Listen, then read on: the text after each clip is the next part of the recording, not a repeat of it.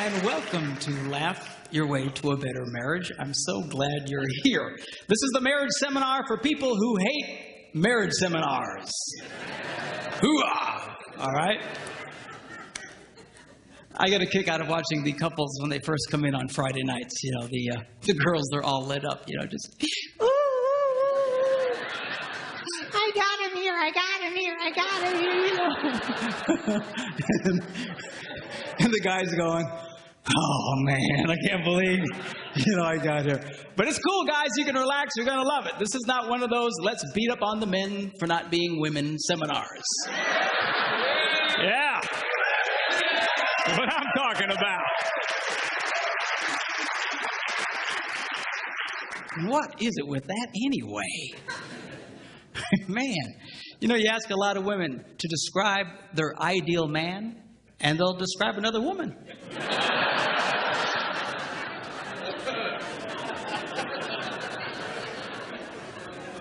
What's up with that?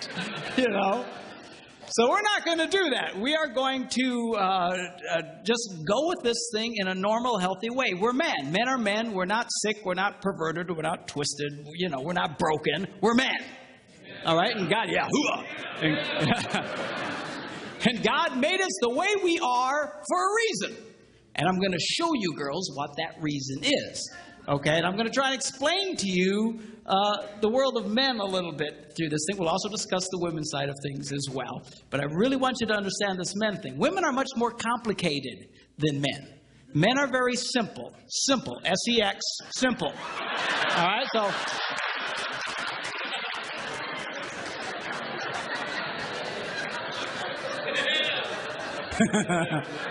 That's what I'm talking about, okay?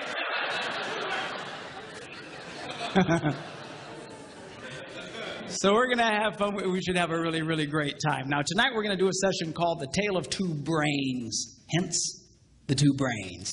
And we're going to be discussing how men and women think very differently from each other. Why is that important? Because men and women are very quick to make into heart problems what are essentially head problems. A woman acts a certain way. A guy feels she doesn't care about him. He says, well, there's something wrong with your heart. You don't care about me. No. It's the way she processes information. The same with a guy. A man thinks in a certain way, and a woman thinks there's something wrong with his heart. No, it's his head. Okay? So I'm going to try and explain to you what that's all about. Then tomorrow morning we're going to do a session called Why Does He Do That? Why does she do that? Okay? See, it's one thing to understand men and women in general. It's another one to understand the one you got stuck with. Okay? So I'm going to show you how you can discover specifically what makes your spouse tick. And it's powerful information that will absolutely revolutionize your relationship. All right, then we're going to do what I call the Yo Mama session. And it's called the number one key to incredible sex. And boys, if you miss that, there's just something wrong with you, okay? So you gotta check it. And then we're going to end with how to stay married and not kill anybody, okay? All very deep, emotional stuff. Now, a lot of people say, well, what's your background? What's your deal? Well, my background is that I'm a minister. Now, if you're not much of a churchgoer, don't let that make you nervous. Some of my biggest fans are heathens. All right? And this isn't one of those things where we sneak you in and then beat you over the head with a Bible. All right?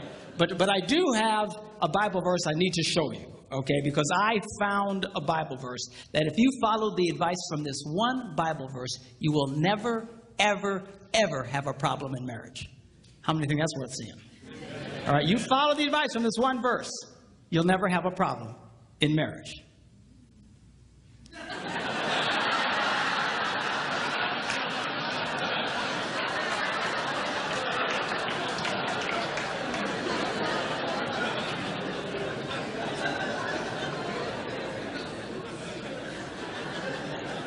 It says it's good for a man not to marry.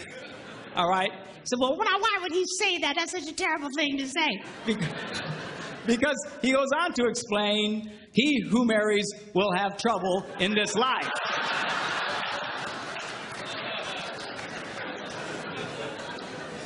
People come up to me, Pastor Mark, something's wrong. I say, what is it? We got trouble in our marriage. I go, no, that's about right. Hey, there ain't nothing wrong. That's pretty normal. Now, you don't hear these verses read at weddings very often. Kind of downplay that. You don't see those on Hallmark cards. You don't see them on cakes with pretty calligraphy. He who marries will have trouble, but it's too late for you.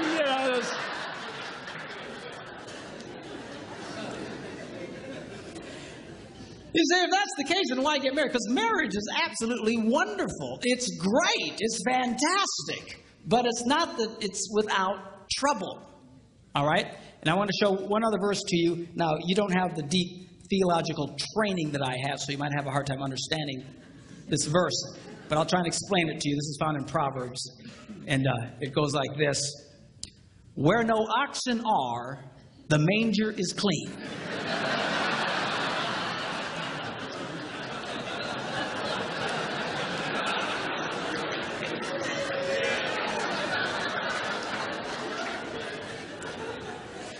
Let me explain that to you, okay? What does that mean? What it means, if you're going to have an ox, you're going to have ox poo, all right? Now, if you don't like poo, and most of us are not real big fans of poo, if you don't like poo, the temptation is get rid of the ox. Preach it, brother. No. I don't want you to get rid of the ox, all right? So, well, why would you keep the ox around? Because he goes to the second half of the verse, it says, because much increase comes by the strength of the ox. Well, now there's the catch-22. On the one hand, we all love the benefit of the ox, but nobody likes the poo. And what he's trying to tell us here is you cannot have one without the other. There is no such thing as a poo-free marriage. It just doesn't exist. Unless you shoot the ox, okay? But that leads to other problems. So this weekend is not about attaining a state of perfection in your life, all right? It's about getting a proper positive to poo ratio in your life. You see, because if all you get is poo, then you got one sick ox. Are you hearing me? All right? But there's no such thing as a poo-free marriage. For those of you who are having a hard time grasping this, I have a mathematical version of it. It goes, ox equals poo over positive. Some say positive over poo. But anyway, it's the ratio that we want to get going here. Okay? Now, marriage is a wonderful institution. Statistically speaking, we know that married people are healthier than single people. They are actually happier than single people, assuming you're doing this right. Or you can be profoundly unhappy. They actually make more money than single people, and I'll mention a little bit later why that's true. Okay? They have better sex than single people. Now, you don't see that in our culture, in all the movies and shows, it's the single people all having really great sex, and the married people are someone will say, well, how's your sex life? Are you kidding? I'm married.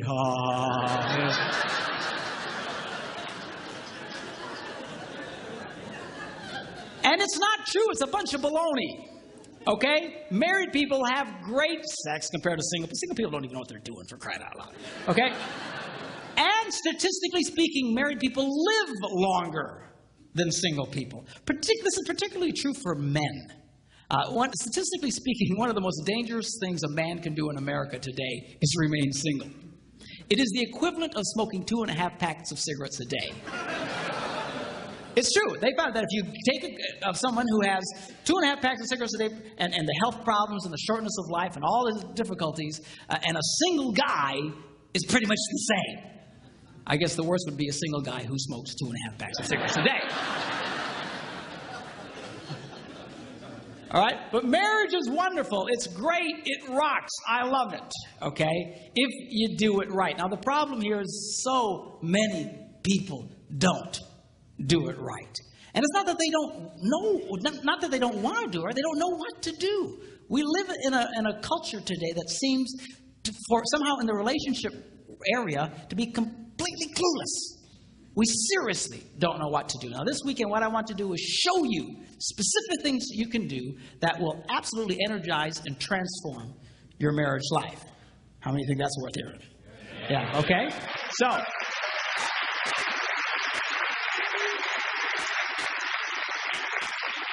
now I want to talk to you about what I call the laws of relational physics. You see, the laws of physics affect everybody, whether you believe them or not. Okay? If I step off the stage, I'm probably, in all likelihood, going to go down. If I start floating around, you might want to freak out and run. But why? Because the laws of physics are, well, I don't believe that. It doesn't matter what I believe. I'm going down. Right? Doesn't matter if I'm a born-again Christian. Doesn't matter if I'm a heathen. I'm going, because it affects everybody. Well, just like that, there are laws of relational physics, and they affect everybody, whether you believe them or not. Now, this might come as a little bit of a shock to those of you who are church people, especially hearing from a minister. But the truth is, you don't have to be a Christian to have a great marriage. I know a lot of heathens that have wonderful marriages. I know a lot of born-again Christians who have horrible marriages. Why is that? They're breaking all the rules. And they assume somehow that the rules don't apply to them, but they do. Here's an example. If you're driving a car 80 miles an hour around a curve that says only 40, and you keep going 80, chances are you're going to get hurt, even if you're listening to a Christian radio station.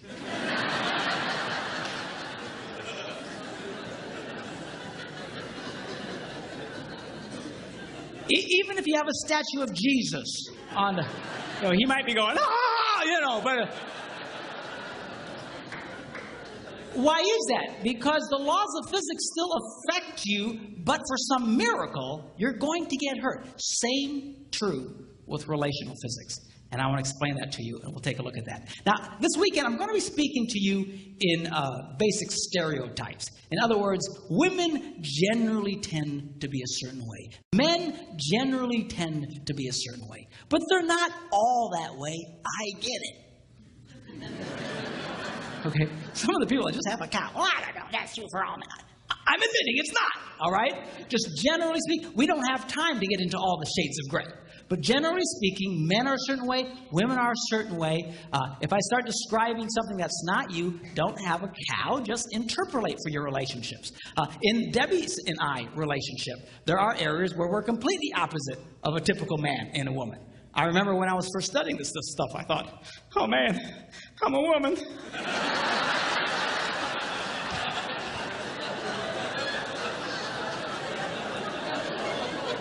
So just interpolate. I will say this, that if you tend to be one way in a certain relationship, your wife generally will be the other way. I don't think I've run across a couple yet. I'm sure they're out there that act the exact same way. So if you break the rules, chances are your spouse is breaking them right with you, and you just flip on this deal. Okay? For example, a typical stereotype: men are more interested in sex than their wives. Why would you say that? Because generally it's true. But it's not always true. There are a lot of relationships where the wife is much more interested in sex than her husband. If you're here tonight and your wife is much more interested in sex than you are, I think I speak for all the men here when I say that we hate you.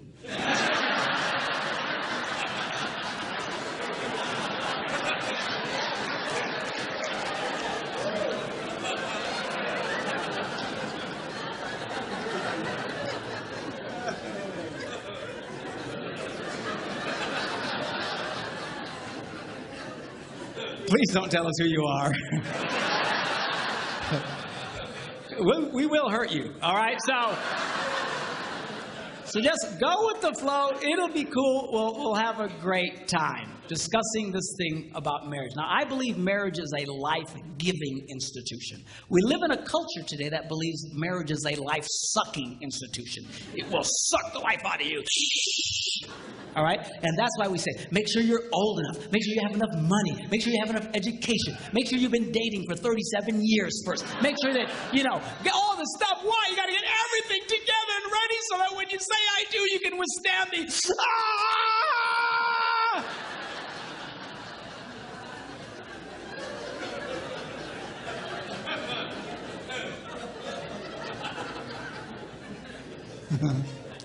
But it's not that way. It'll give you life if you'll do it right. If you do this right, marriage can be the closest thing to heaven on earth. If you do it wrong, well, you fill in the blanks. Okay? So now, we're going to start discussing men's brains, women's brains, and how they're very different from each other. Now, I want to start with men's brains. All right? Now, men's brains are very unique. Men's brains are made up of little boxes. And we have a box for everything. We've got a box for the car. We've got a box for the money. We've got a box for the job. We've got a box for you. We've got a box for the kids. We've got a box for your mother somewhere in the basement. We got boxes everywhere. And the rule is the boxes don't touch.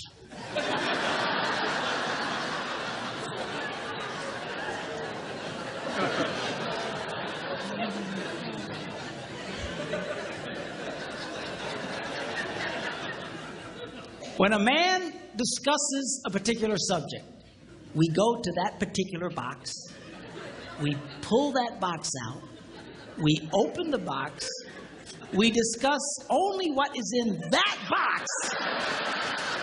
All right?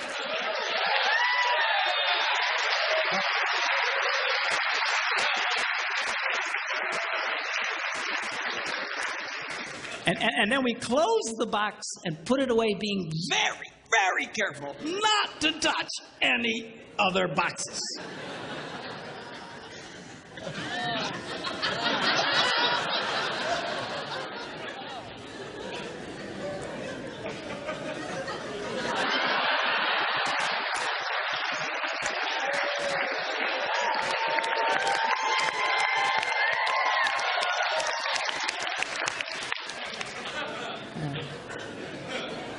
Sorry, my Catholic upbringing got in there for a minute, but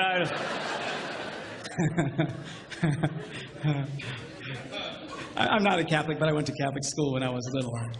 I had a nun who taught on hell like she was born and raised there. I mean, I'll never forget it, but it did me good, actually. It was a good thing. Now, women's brains are very, very different from men's brains. Women's brains are made up of a big ball of wire. And everything is connected to everything. The money's connected to the car, and the car's connected to your job, and your kids are connected to your mother, and everything's connected to everything. And it's like...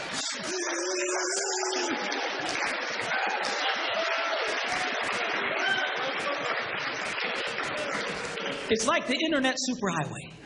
Okay? And it's all driven by energy that we call emotion.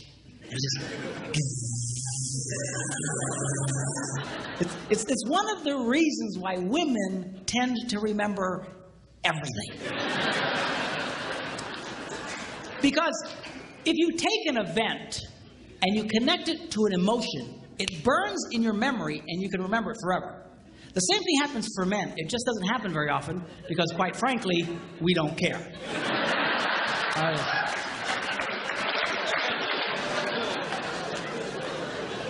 Women tend to care about everything. And she just loves it.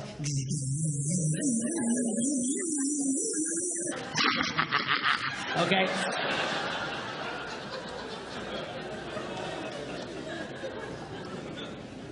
Now, men, we have a box in our brain that most women are not aware of. This particular box has nothing in it.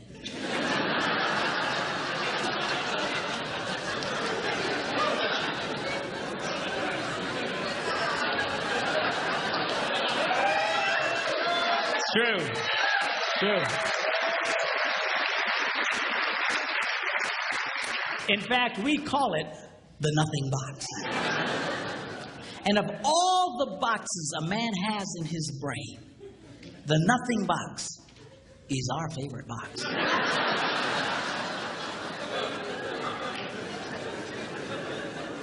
If a man has a chance, he'll go to his nothing box every time.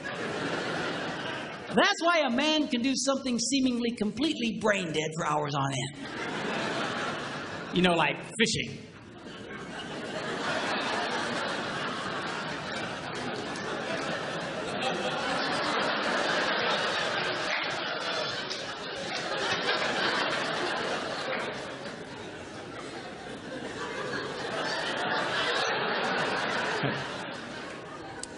And we love it. That's why a guy can sit in front of a TV and go.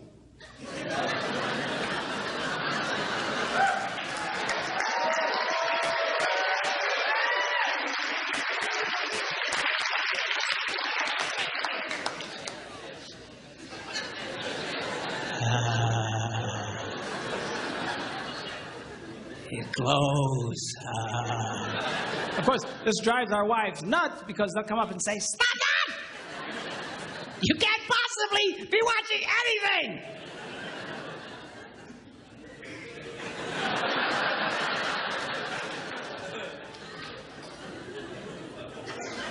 I'm not.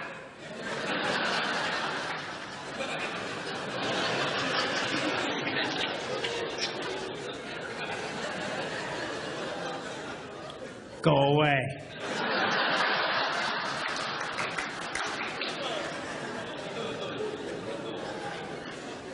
Now, they've actually measured this. The University of Pennsylvania a couple of years ago did a study and discovered that men have the ability to think about absolutely nothing and still breathe.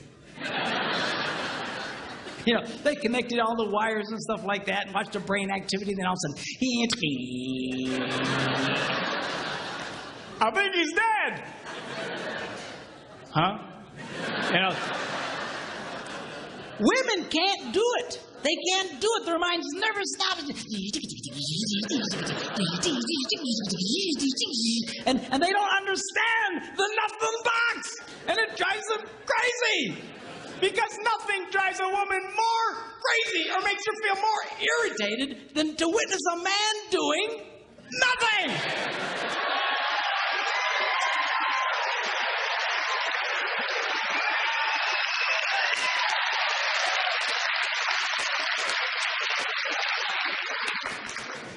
Now, one of the biggest revelations I get out of women is this whole nothing box issue. They just, everything's starting to make sense. And I've had women say, "Oh, it's nothing. Well, can I go in his nothing box with him?" No! Why not? Because then it's something. Besides, you'll walk in there and go, You know, this place could really use some pictures. Nice little table over here, some flowers. No! Nothing! Get out! We don't want nothing.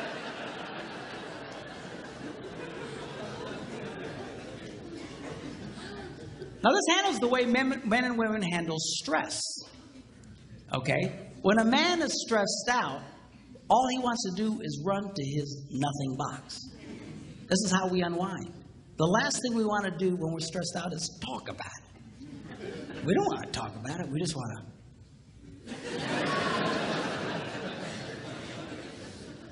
Of course, it just drives her nuts, you know. A woman will see a man in that vegetative state and she'll come up and go,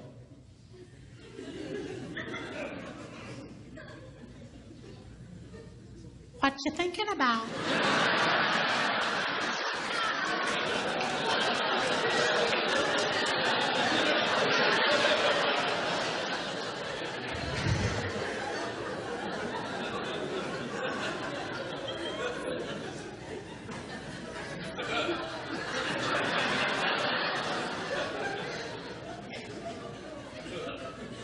Nothing. Well, you gotta be thinking about something. No, I was thinking about nothing. In fact, I was on a roll till you showed up. Go away, all right? Because that's how he handles stress. He just... Now, when a woman is stressed out, she has to talk about it. If she doesn't talk about it, her brain will literally explode. So she'll start just, I don't know, might have something to do with this. Not, could have to do that. You know, I never thought about this. My brother over here said to me, and I know men who run from their wives when they do this. They do. I say, well, why do you run from her? He says, because I don't know what to tell her. I said, dear God, man, who told you to tell her anything? She wants you to tell her anything. See, a lot of guys, they feel obligated when you start explaining all your stress, they feel obligated to fix you. Right? Because that's what a man does. A man only tells his troubles to another man in hopes that that man will help fix it. Okay? But she's not a man. And you try and fix her, she's gonna kill you. All right? She doesn't want your advice. She doesn't want your help. She wants you to shut up and listen. And a couple of ladies. That's right, you tell him. Tell him to shut up.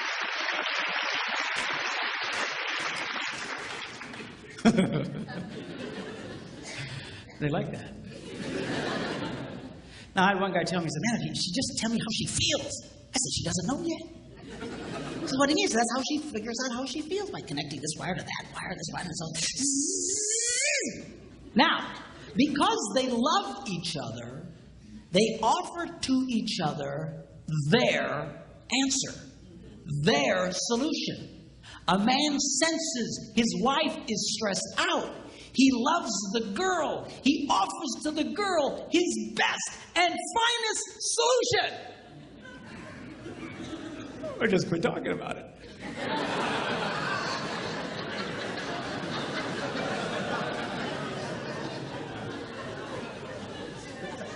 Just quit thinking about it. Yeah.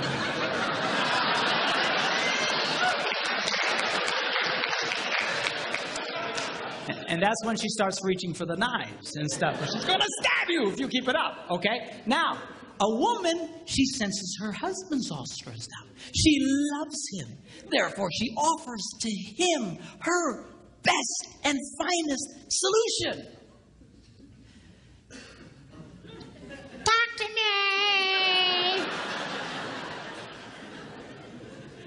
Why won't you talk to me?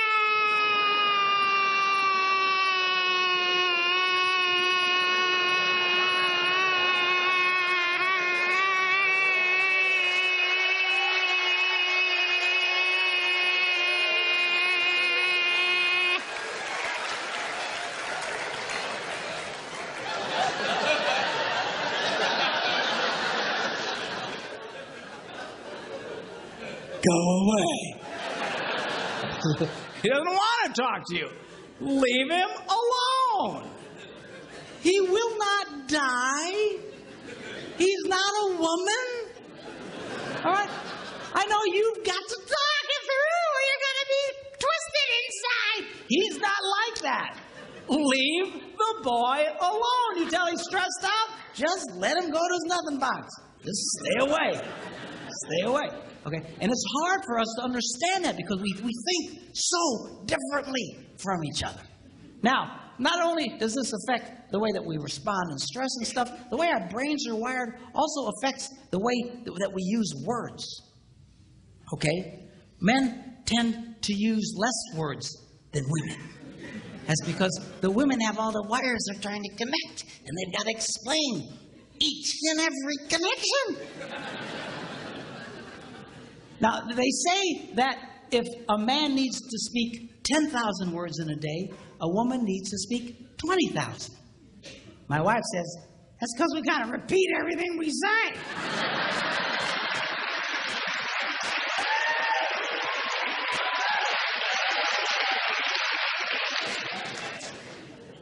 To which I responded, huh? Where is my darling redhead? Is she around? Come up. I want you to meet my wife, Debbie. Come on up here and just...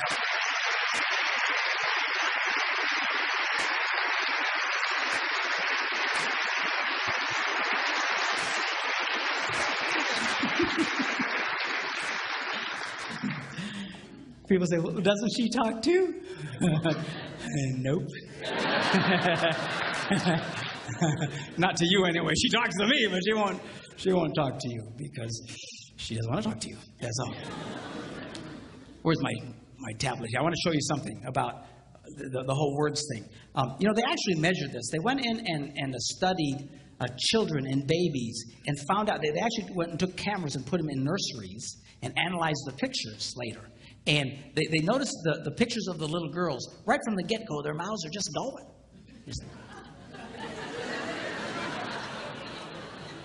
It's true. It's true. And then they analyzed the pictures of little boys, and they're just...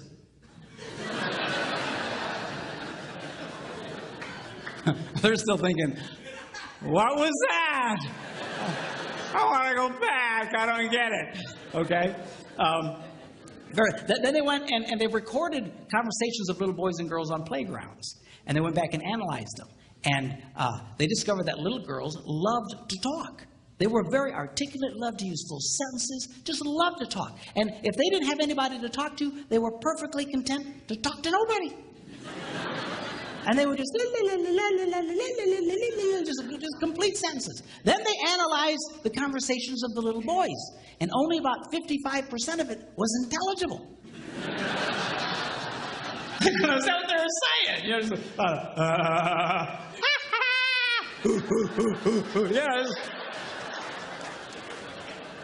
That's conversation to a man, okay? Now, not only do we use different amounts of words, words can mean different things to men and women. For example,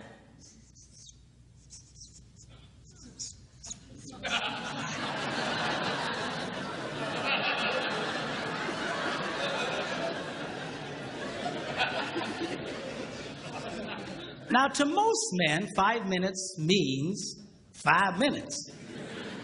To a lot of women, it can be an indefinite period of time. Are you ready yet? 5 more minutes!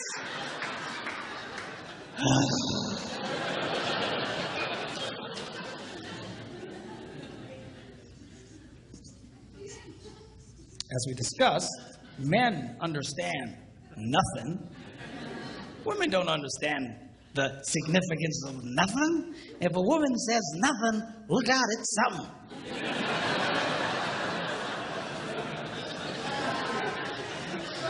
Oh, dude, man, I don't know what happened. What happened? I don't know. I asked my wife what she was upset about. What'd she say? Well, she said nothing. Get out of the house, man! Run now! Get out!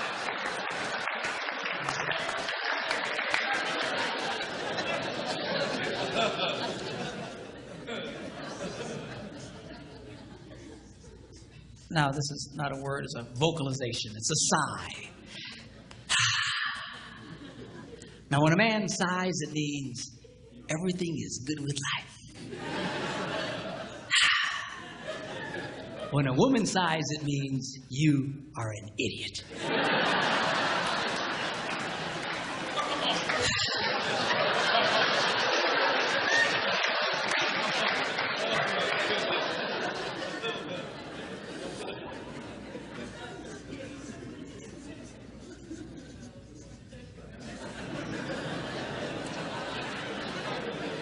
Now, when a man says, go ahead, he's being polite. When a woman says, go ahead, she's giving you the opportunity to explain whatever stupid thing it was you just did. But you need to be very careful in the explanation because it's very likely to be followed by a sigh.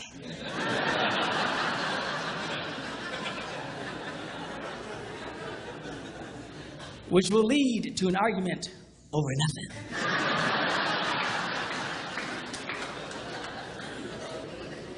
And then you ain't going to have sex again for at least 5 minutes.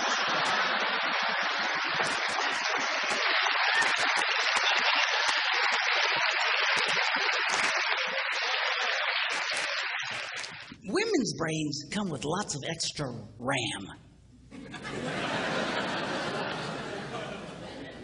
So they can remember the details of everything.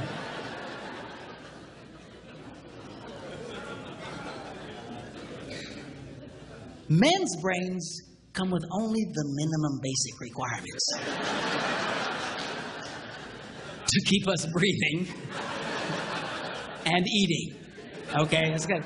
That's why men, a lot of men, we don't hang on to lots of details. They don't stick with us.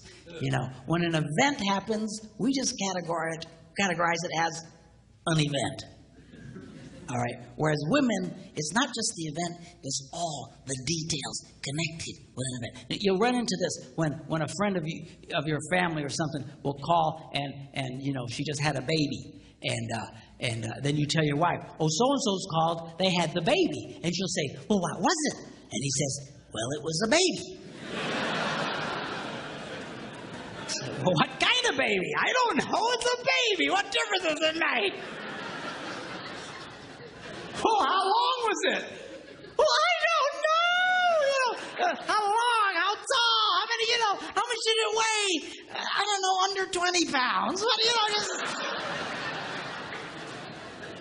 But there's detail. You know, a woman will come up to a guy and say, "How was your day?" And then we go to the RAM, and all it's there is that it was a day. And we say it was fine. And she'll say, well, what happened? And we go to the RAM and there's nothing there. And we panic. And we go, nothing. But women, they've got all this, you know, that's why when a guy retells a story, it's usually pretty much just a bottom line kind of thing. What happened? This happened, that happened, we're done. When a lot of women share what happened, they relive the event in excruciatingly painful detail. I mean, you are there. Yeah. And it can drive, you know, couples can really fight over this. My wife and I still fight over this one. You know, this just drives us crazy. You know, she just, you know, sweetheart, when your husband asks the question, what did the plumber say? He really doesn't want to know what he said. Well, I said, how you doing? He said, it's fine. I said, it was a pretty nice day we're having. He said, yeah. I said, got any kids? No, what did he say? Bottom line, you know. Details. Men's brains, women's brains. It also affects not only the words we use and stuff, but also it affects how we listen. You know, yeah. Women listen. But we listen too. We're just different. A lot of women say, you know, men's problems, they got selective listening. You know what that is, right? That's when the wife will say something like, honey, go to the store, lay down the mulch, wash and wax the car, get the kids at school, rent some videos, and finish the rest of the dishes. And then he runs that through his selective filter.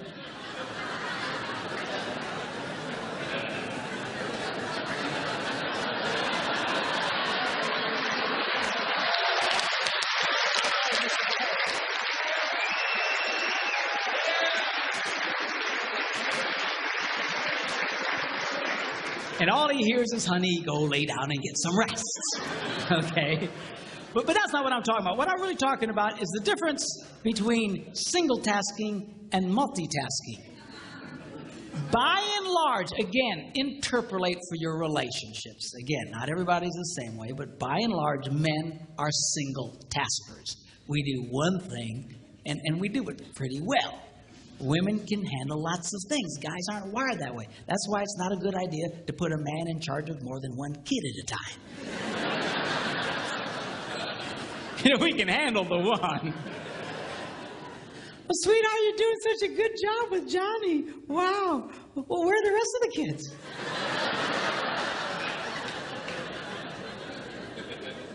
We got other kids? But man, we just very just I'm a classic single tasker. I'm so bad, I'll be going along and I'll forget the one thing I was doing.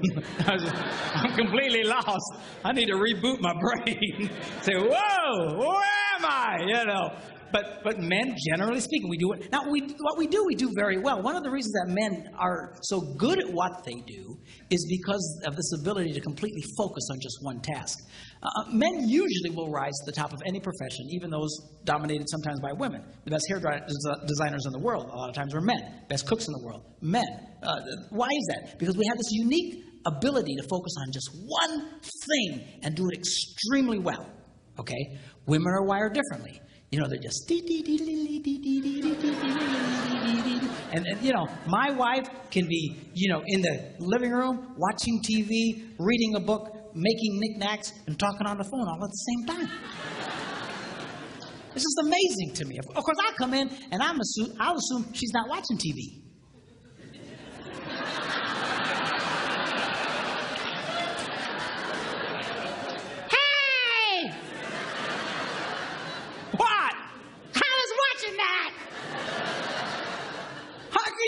That you're making knickknacks and such. Put it back. You know.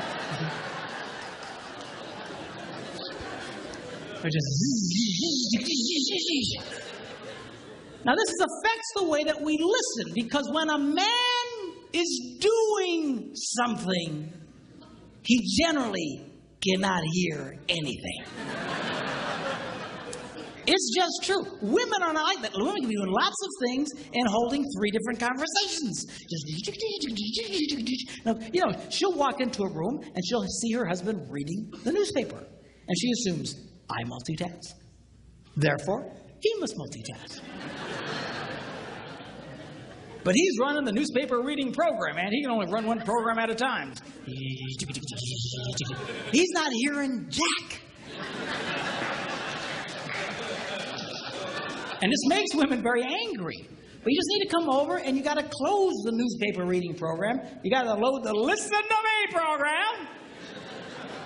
But you got to wait a minute. He needs to reboot.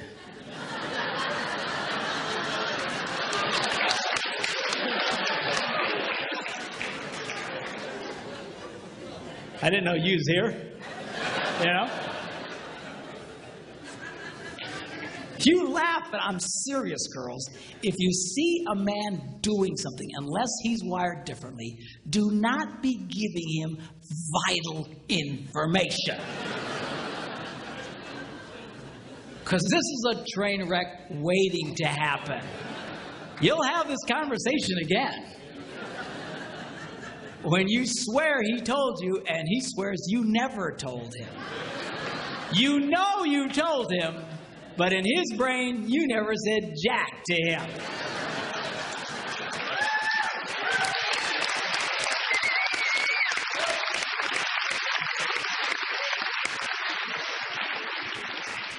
The problem here is, guys, we get ourselves in trouble because men have this natural defense mechanism that at all costs, do not stop doing what you're doing. So when someone starts talking to you, we automatically have this defense mechanism that goes, yep, and we keep doing what we're doing, and we're not, and she thinks you're listening to her. But you're not listening.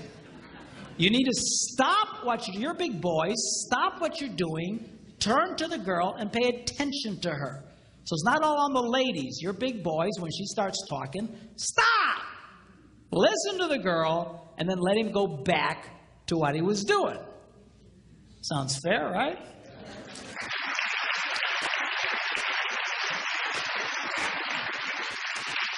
Well, I started doing this, and I thought, this is great. I'm doing a lot better. I'm watching the single tasking. Yeah, okay, what?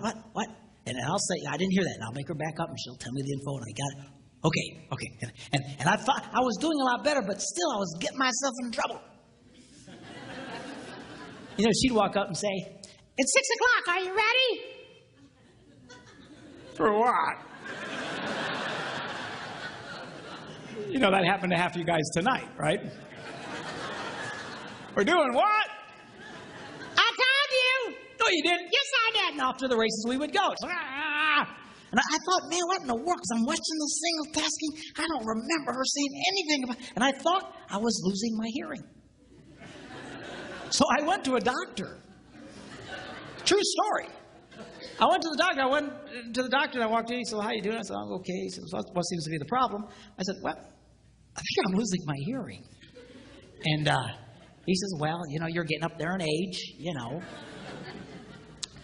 Ears are one of the first things to go. I said, well, that's one of the first. I can handle that.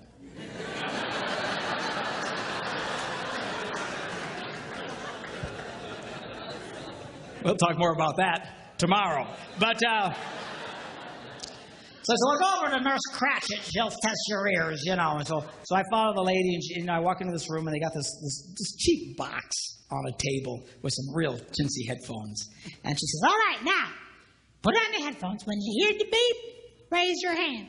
If you don't hear the beep, don't raise your hand.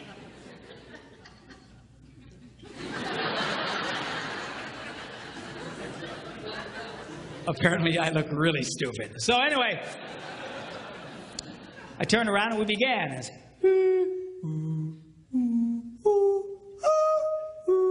pretty soon she goes, Really? You can hear all that?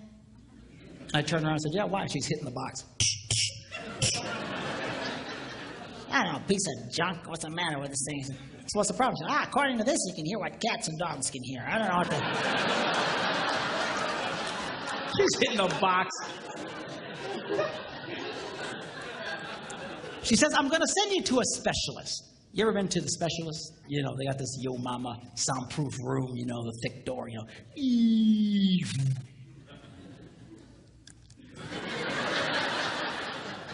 got the person, sitting behind the glass, you feel like you're in a people aquarium. Sir, would you sit down? But anyway, so at the time we lived in Green Bay, Wisconsin, and right downtown Green Bay, there was a place called Eye and Ear Associates. I'd never heard of them before. I had no reason to hear from them. But she said, I'm going to send to these people. They have all this fancy equipment. And so she takes the doctor's pad and she writes eye, ear, and she abbreviates associates and hands it to me.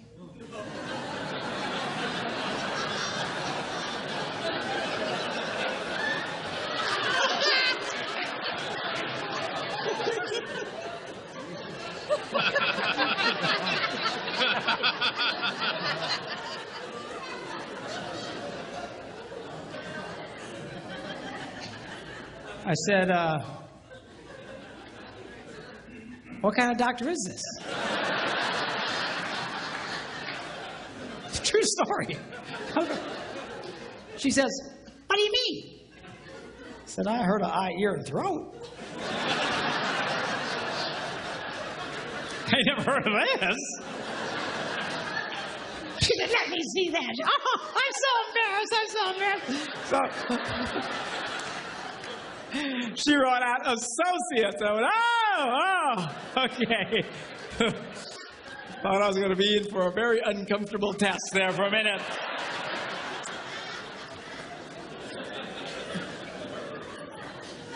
So I go to the eye, ear, and doctor, and I get in there and I sit down, and she's behind the glass, and she has to push the button to talk. Okay, now put on the headphones. When you hear the beep,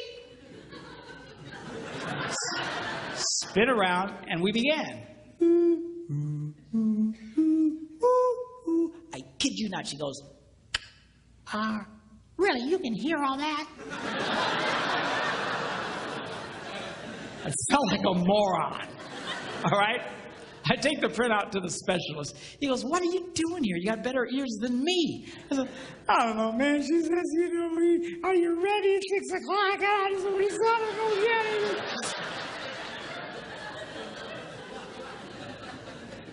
So I go home and I walk in the door and she says, well, what the doctors say. She doesn't sound like that, by the way.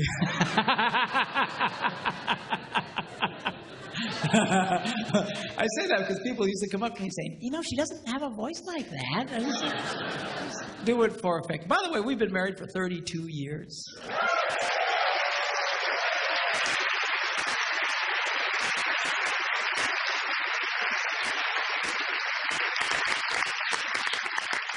We have 2 grandsons. Very cool. Beautiful boys. One's 10 months old, the other one's 8, and they are just such a delight. I love grandchildren because now it's payback. Come here. You want some more sugar? There you go. Okay. Bye! Yeah.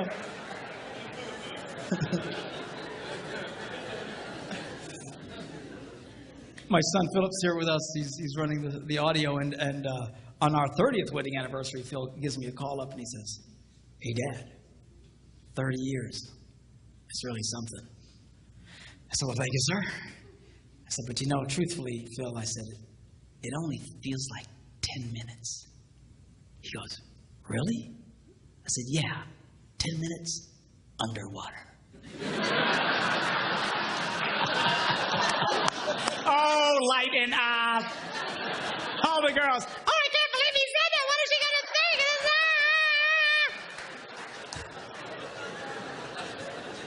Just the joke box, all right?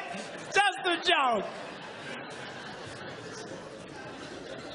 So I come back from my ear thing, so, "Well, what they say?" I said, "Well, they said I can hear what cats and dogs can hear." She says, "Well, it's not your problem. Your problem is just don't pay attention." And I thought, but I've been paying attention. I was watching the single tasking thing, and so I thought, I'm going to do a test. I want to see how far she gets away before I can't hear her. So the next day we're sitting in the kitchen, and she comes up, and she's talking to me, la, la, la, la, la, la, la, la, and I go, uh-huh. And then she walks a little bit further away. She says, la, la, la, la, la, la, la, la. I go, okay, I can hear that. And she gets a little further away, la, la, la, la, la, la, la, just doing multitasking thing. Then she goes into the living room, la, la, la, la, la, and now she goes into another room. She's now on the other side of the house, still talking to me.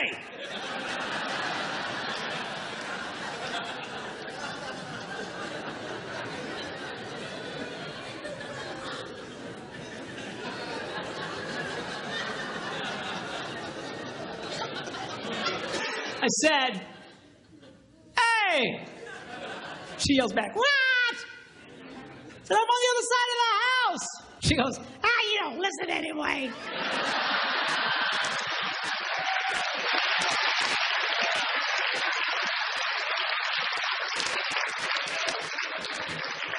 The next day, I caught her. This time she goes upstairs. She's on another floor, still giving me vital information. That's when it started dawning on me. Wait a minute. We might single task, but these women so multitask, they just keep doing what they're doing, and whether or not you're in the same area code is irrelevant. Irrelevant. That's the word. I had a guy the other day says, my wife's like that. She'll be talking to me. She's by the dryer, and she'll be telling me something important. La la la la la. Then she'll stick her head in the dryer, reaching for something. La la la la la. And boy, you better do that, or you're gonna be in big trouble.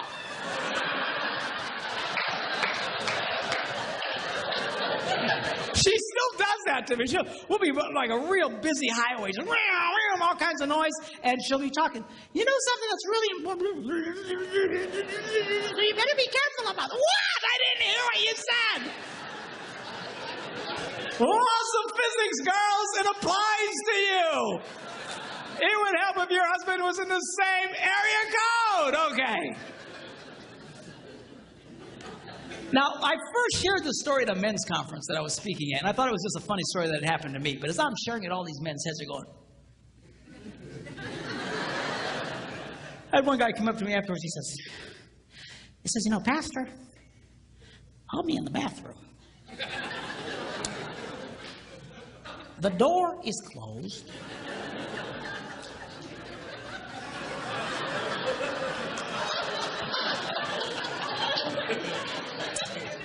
The fan is on.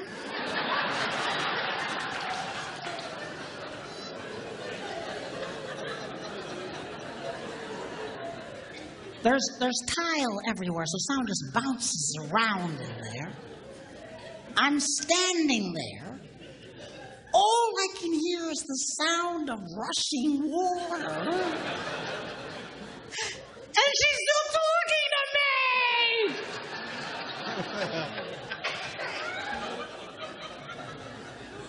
You know, I figured out that's why we miss sometimes, girls. What?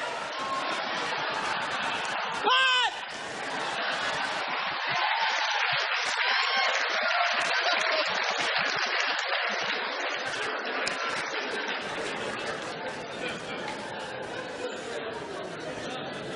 Another mystery solved.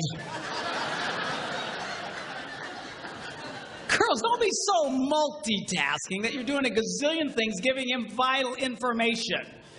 All right? And especially if he's doing something. I'm telling you, this simple thing that I'm talking to you creates more arguments and more frustrations in marriages, and we're fighting over nothing. Well, you know you're really married to a multitasker when during a moment of intimate passion,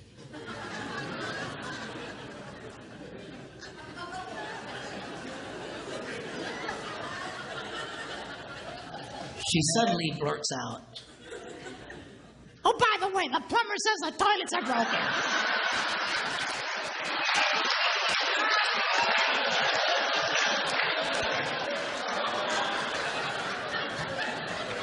Focus, woman, focus!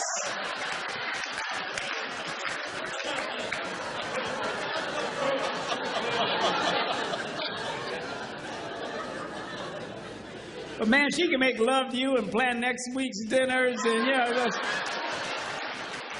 think about the toilets. Oh, it's all the same to her. I need my tablet back up here. I want to show you something. In no other area, men's brains and women's brains, do men and women think more differently than in this area of sex. And we'll get into it in a lot more detail tomorrow. But I want to show you something here that I think will be of great interest to you. Give my lovely assistant a hand.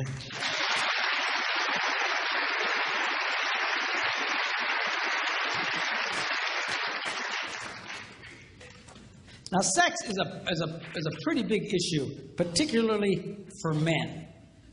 For us, our sexual interest peaks at about age 18 and then goes down from there. So if you were to chart it out, it would look like something like this. It peaks at about age 18 and then goes down.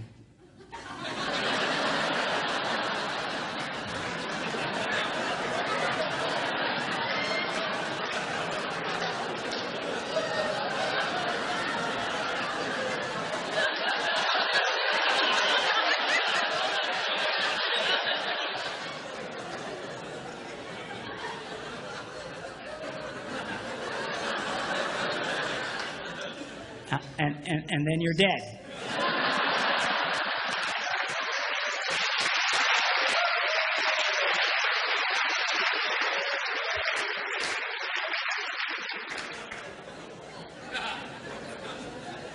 Now, something's important for women to understand. When it comes to this area, we're no longer driven so much by our brains or by our hearts, but it's by a chemical.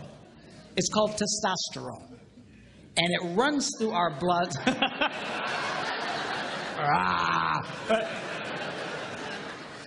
It runs through our blood, and it drives us crazy. You just... If you girls knew how much this drove us crazy, you'd be more disgusted with us than you are right now. We downplay it, man. And this, I'm telling you, and as funny as this little chart is, and as true as it is for so many men, if for some reason as a man ages, his testosterone levels begin to decline, his interest in sex will start to decline. And if his testosterone level drops dramatically, his interest will go way down. Same head, same heart, same guy, and now he's not interested in sex. You treat that man, and it's very easy to do, with testosterone supplements, and boom, he's the same wild man you married.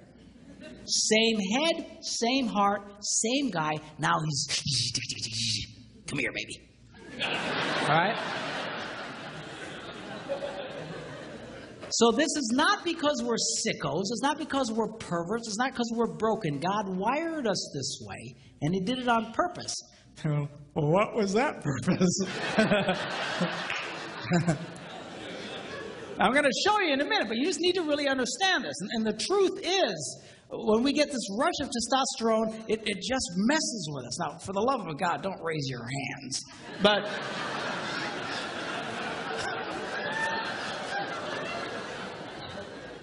most men will admit that we usually receive a testosterone rush, usually very early in the morning, and for no reason at all. Dun dun dun dun dun dun dun dun dun dun dun dun dun. 10 hot.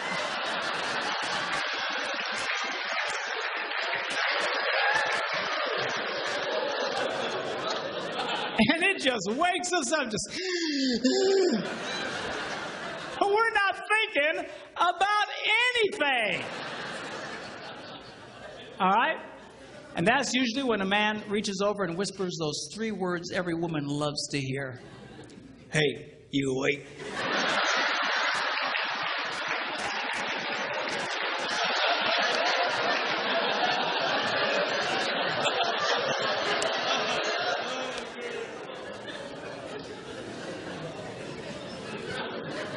We'll be talking more about that tomorrow, okay? All right, so why does God wire men this way? Okay, now to explain this, I need to do an anatomy lesson. Okay, y'all okay? Hang on, Margaret, he's gonna draw pictures. It'll be okay. We'll keep it clean. Okay? Now, we'll call this the girl's heart. And in the interest of keeping everything at least PG-13, we will refer to this as the place of happiness.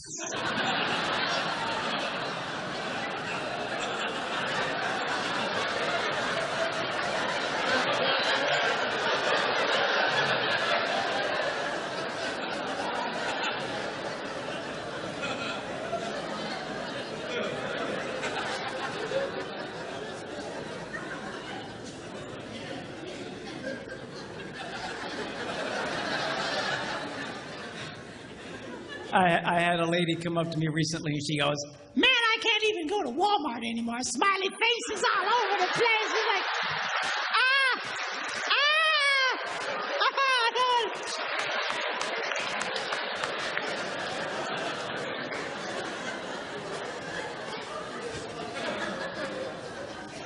Now, at some fundamental level, this is every man's basic interest in a woman. It's true. It's true. Now, women say, well, that's terrible. yes, there shouldn't be about that. It should be about companionship and fellowship and sharing. Girls, if your husband was interested in companionship, fellowship, and sharing, he'd have gotten a golden retriever.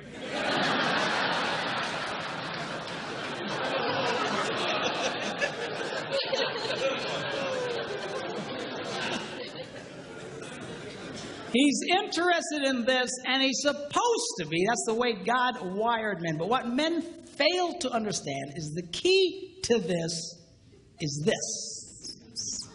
And if a man successfully touches this, she gives him the green light, and now he can touch this.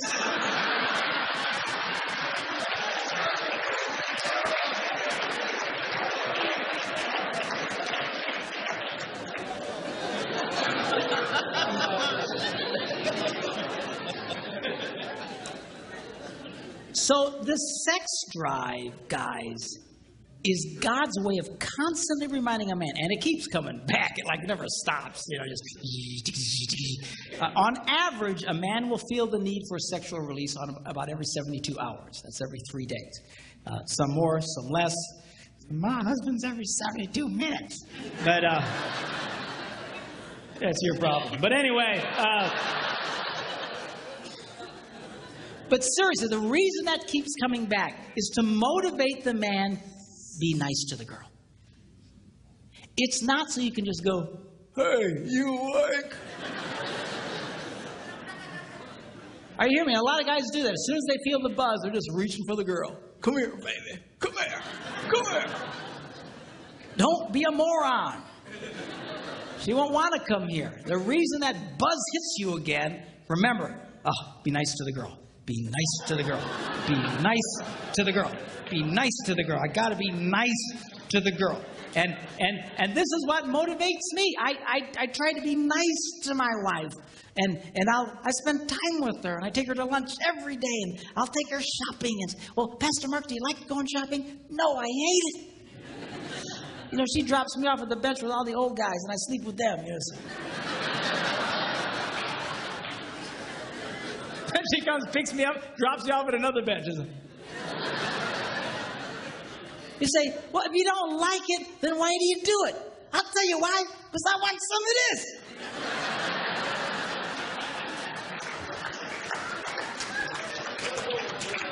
I'm no idiot.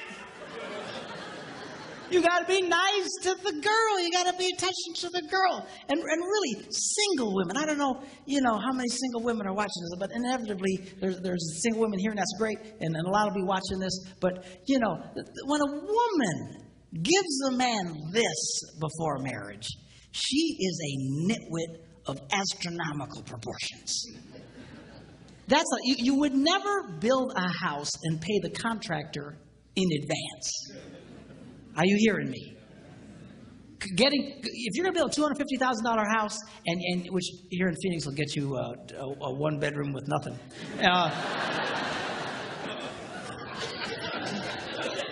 Man, I got a huge condo on a lake in Wisconsin for $250. Man, I'm telling you, here you got nothing. But anyway, you wouldn't pay the guy in advance and give him here's the $250,000. Do you know why? The house will never get done on time. He'll never do what he's promised to do. Why? Because it's just the nature of human beings. You pay them as they hit certain marks, certain things they accomplish.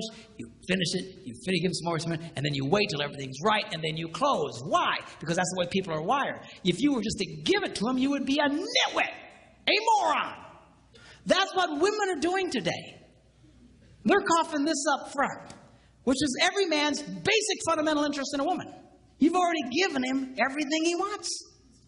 And then they sit around and say, well, aren't you going to marry me? Aren't you going to spend more time with me? Aren't you going to... No, he's not. Why won't? Because you're an idiot. That's why I don't do that. Give him that thing. You make that boy earn it.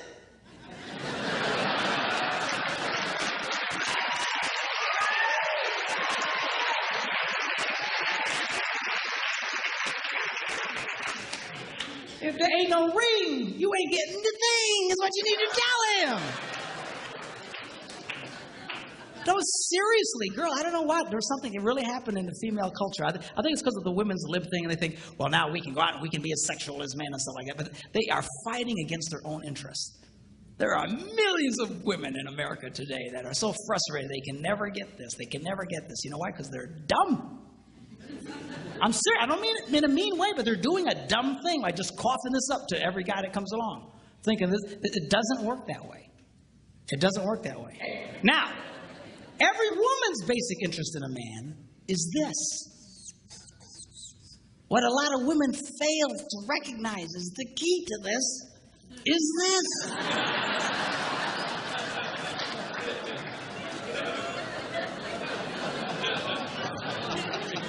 And if you touch that, he gives you the green light and you can touch this.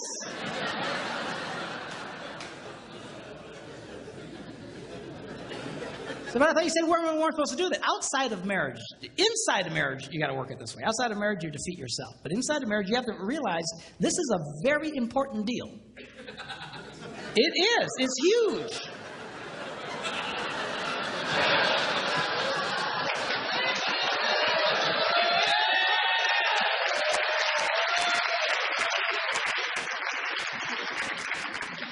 A lot of women treat this like a side issue. It is not a side issue in marriage. It is the central issue. It truly is. And I'm going to really explain this in greater detail tomorrow. You get this right, things will flow a lot better in your life. You try and discard this, it shouldn't be about that. He shouldn't be interested in sex. Hit the pig. You are fighting now against your own interest doing it that way. You've got to be smart about this, girls. The key to this boy's heart. You know, they used to say when I was growing up that the key to a man's heart was his stomach. But they were about 6 inches too high.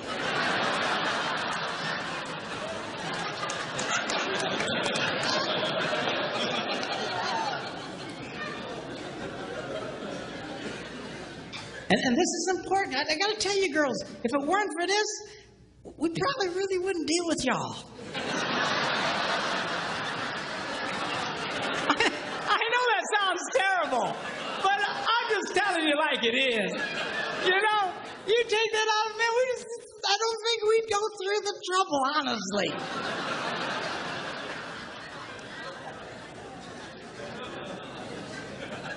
This is a game you got to let him know he can win with you. And we'll talk more about this in detail tomorrow. But the crazy thing about it, see, is the key to what you want, here's the door. And for the guys, for what you want, here's the door. And it is the perfect standoff. It is the ultimate standoff. People say, what was God thinking? People say it to me all the time. What was God? This is exactly what God was thinking. The key to you getting what you want is to give your spouse what they want. Now, it's not easy. And sometimes you'll mess up, but you got to constantly work for this. You can't all of a sudden disregard this. Some guys, they never pay attention to the girl. They're never nice to the girl. And wonder how come they never get any sex. Oh, I never get any sex. How come? Because you're an idiot. I mean, for crying out loud, be nice to the girl. You've got to touch her heart. That's your key. But a lot of guys say, well, I told you I loved you once. If anything changes, I'll let you know.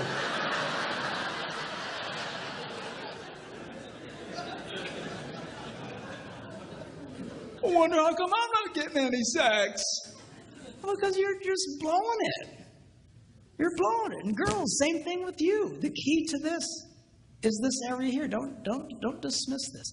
If you guys will flow in this thing, it works and it's great and it's extremely powerful. It is the most powerful thing God ever designed to connect two people. And we'll get into it in a lot more detail tomorrow.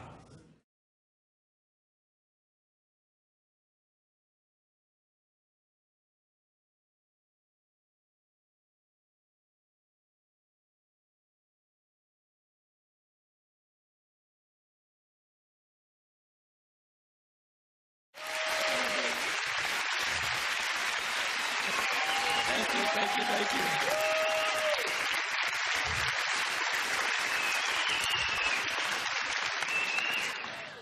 All right. Men's brains, women's brains. Women's brains think give. They just love to give. They're happiest when they're giving. You get a bunch of women together and they're all giving to each other. Oh, I love your hair. I love your shoes. I love your outfit. Oh, they just love it. Now, men's brains are a little different. Men's brains think take. And you get a bunch of men together and we insult each other. We do. You're fat. You're ugly. You smell. Thanks, man. That's... So if women love to give and men love to take, which way do you suppose the give and take goes in most relationships? That way. Women think the answer is to give more. If they give more, it will inspire him to give back. Ain't gonna happen. All right? You've got to learn, girls, that if you're going to be truly happy, you're going to have to learn how to take in your relationship. And women are fundamentally very uncomfortable in taking in their relationships. They just love to give. But you'll give yourselves to death. A lot of you just burn yourselves out. It's not unusual to have a woman and her husband come into my office and, she's been married, they've been married for 25 years, and she says, I've given it that bad. I have nothing left to give. You ever hear a woman say that? I have nothing left to give. They're burnt because they've just given so much. Then you look at the husband and he goes, I thought we had a good marriage. Because it's been great for him. She's given, he's taken, this rocks. All right? So now, girls, I'm going to show you how you can take advantage and change that flow in your relationships. I'm going to show you how you can get a man to do what you want him to do. All right? Now, when I first say that, all the girls go, yes. And all the boys go, you sold me out, man. You sold. But be cool, because the guys like this part. It's the women who hate it. I get more static from women over what I'm about to tell you because fundamentally they hate taking in relationships. They think that he should just, just give on his own. He should just give. They're hoping, when I say get a guy to give to them, they're hoping I'll say, bad guy, bad, you need to give more. And that's what a lot of these people do in some of these seminars. They beat up on guys, you need to be more. No, the real key, I think we've established it doesn't work, okay? The real key is to change the woman's perspective and empower you because you, in fact, have the power to change this. But a lot of women have been so affected by over-romanticized concepts in marriage that they don't understand this. They really think that if he really loved me, this would all just happen automatically. If he really cared about me, la la la la la la la la la la. A lot of women really struggle with this concept because they tend to live in this false romantic fantasy land.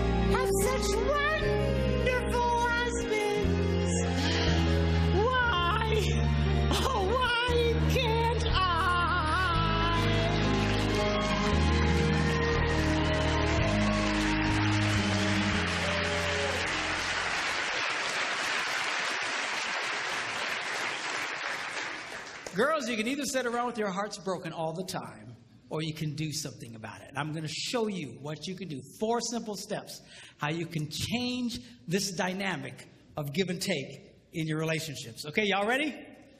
Here we go. Number 1, how to get a man to do what you want him to do.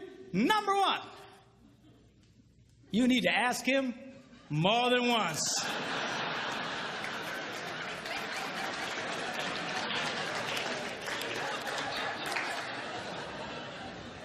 Asking a man to do something once is like never having asked him to do it at all. Why is that? Men are always in such a take mode. We're constantly take. We compete taking. We're in business taking. We just take. We're just in this take mode. And all of a sudden, his wife will say to him, honey, will you do such and such for me? And his left brain says to his right brain, you hear something.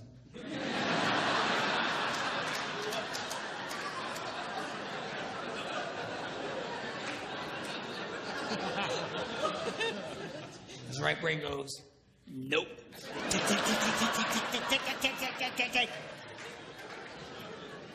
It takes more than once to get through to the boy.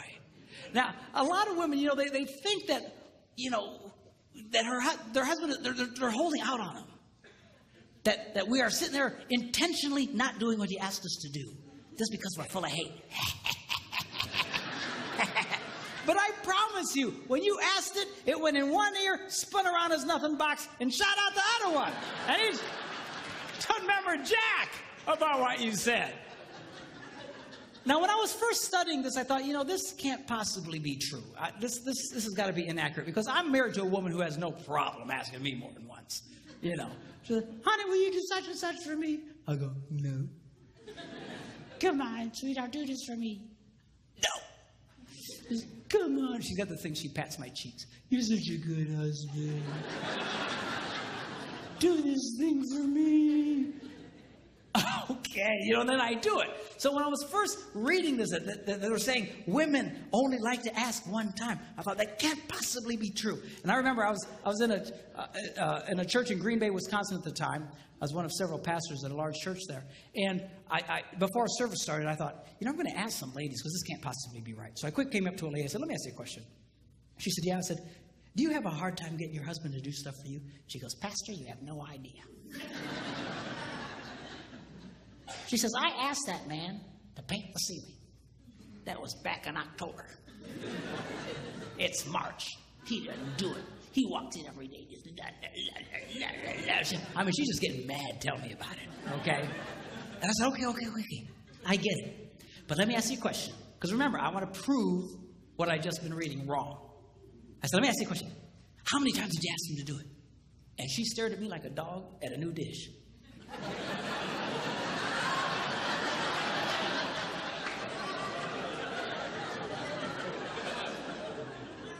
She said, once. I was stunned. I said, why wouldn't you ask him more than once? She says, I shouldn't have to. I said, you might want to try that. I got away from her. Went to another woman. I said, come here. And she says, what? I said, let me ask you a question. Do you have a hard time getting your husband to do stuff for you? She says, Pastor, you have no idea. She says, I will ask my husband, honey, put away the laundry, and I'll stick it right in the middle of the living room. And he didn't do it. He just walks right over the top of it. He just walks around it. It'll sit there for a month. And she asked me with all seriousness, she said, Pastor, can't men see laundry?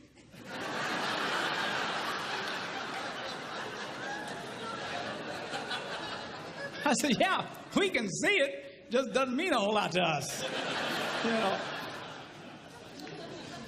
So she's just getting angry. Just tell me about it. So I said, okay, yeah, I get it. But let me ask you a question. How many times did you ask him to do it in that same startled look? Once. I was amazed. I said, once? Why wouldn't you ask more than once? I shouldn't have to. Time was running out. Church was going to start, and I grabbed another lady real quick. I said, come here. She says, what? She said, do you have a hard time getting your husband to do stuff for you? She says, Pastor, you have no... Apparently, I'm a complete idiot because I have no ideas. But, yeah, no idea. And she goes on to start living out the horrible transgressions of her idiot husband. And I asked the same question. Okay. But how many times did you ask him to do it? Once. I said, why?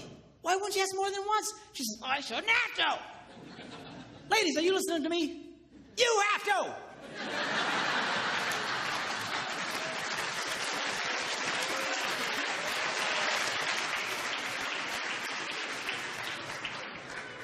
To just get mad and madder and having a cow over nothing. He doesn't even remember what you said. He's thinking about it. But then I learned something. The reason women find this so offensive is because really, they don't want to ask the first time. It's true, you little sinners.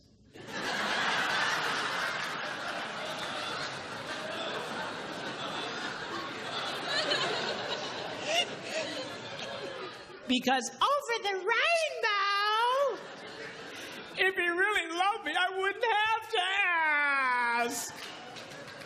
Well, come on. Just ask him again. Ask him again. What's the big crime here? You know what it is you resent the fact that he's resistant to do it, because not only do you want him to do it, you want him to want to do it. You do.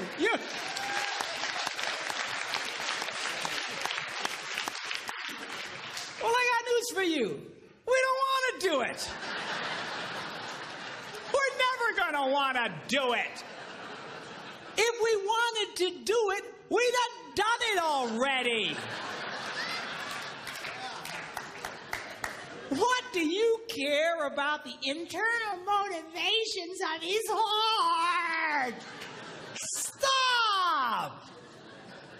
So he does it. I'll finally do something my wife wants me to do. I don't want to do it. I don't do it. And she just...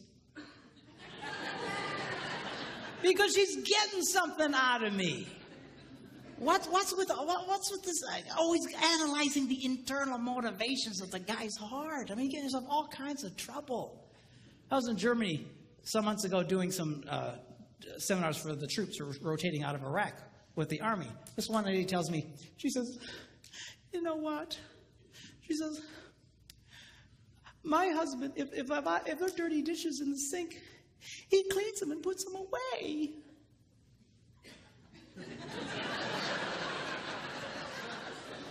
I go, yes, and? She said, well, I asked him, why do you do that? And he said, because I hate dirty dishes. And she started crying. I said, lady, most women think they died and went to heaven if their husbands. Yeah, but I wanted him to say, well, I do it because I love you.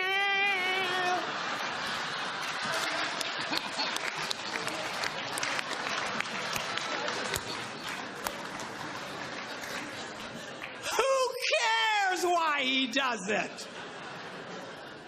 Seriously, you've got to let up on this stuff. Leave him alone. Who cares what his motivations are, what his desires? I'll tell you what most men's desires are, is to do nothing. Okay, have we established that? So get him doing stuff for you. Who cares why he wants to do it in his heart? Number 2, you need to ask him the right way. Now, what does that mean? That means don't insult the boy. A lot of women think they can use insult as a way to motivate a man. Like, what are they smoking? What is... not gonna work. What's the matter with you? You some kind of idiot. What's the matter? You're a man. Can't you do... What's the matter with you? Can't you pick up the laundry?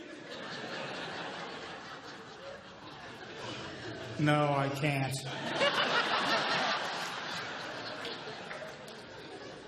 Don't insult. Do you know why women do that? Because it would work on them.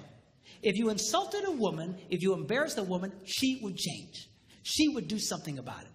But you embarrass a guy, you insult a guy, we don't care. We just become more resistant. He's not a woman. Okay? Don't insult the boy. Insult is not a motivator for a man. All right? Number 3, you need to train him with positive reinforcement.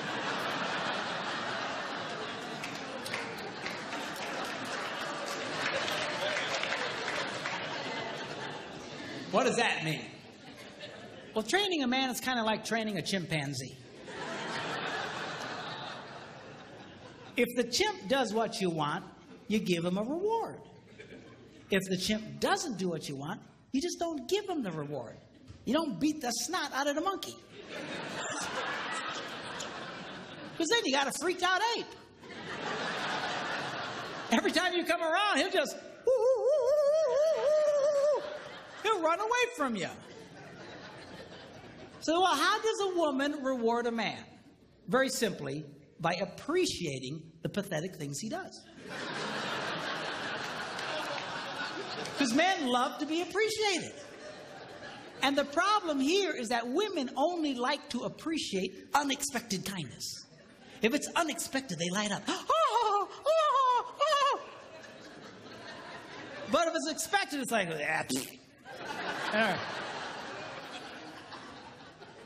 you know, seriously, I mean, that's, in the beginning of your relationship, that's how he got you to fall in love with you in the first place. See, because unexpected, everything he did was, oh, God, seriously, man, that's how you got her to fall in love with you. She knows you're ugly.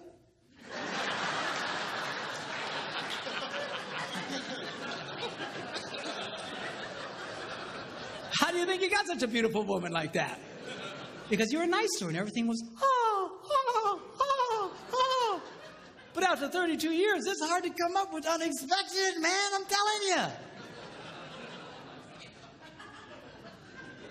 But the more you appreciate the kindnesses that he does, the more he wants to do it. Men respond. Men, I'm telling you, they love to be appreciated.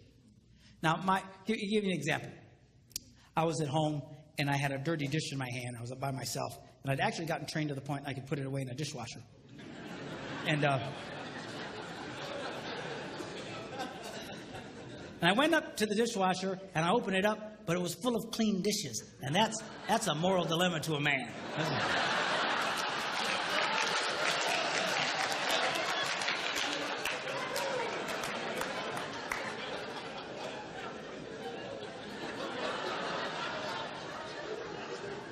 So it finally dawns on my little brain, empty the dishwasher. So without being asked, I empty the dishwasher and I put everything away. And then, of course, I stick around because I want to see what happens. Why? Because I love to be appreciated. So my wife comes home. She's la, la, la, la, la, la, la. She goes over to the dishwasher and goes, you emptied the dishes. And she goes, you're such a good husband. And I eat it up.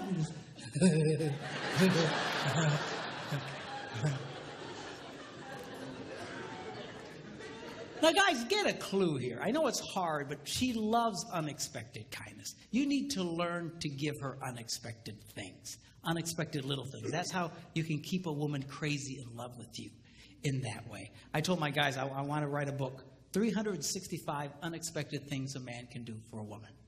And I thought about it, and I went, 52 unexpected things. We're going to do that every day. You know, what was I thinking? You know.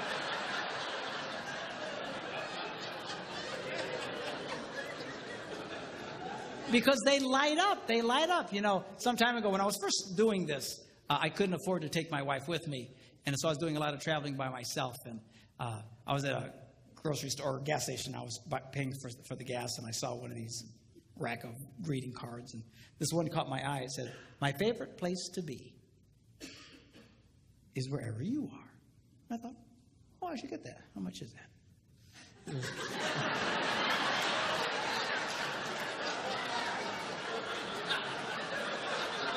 Do you hear these women? I mean, the minute I did... Oh, you ruined it! You just ruined it!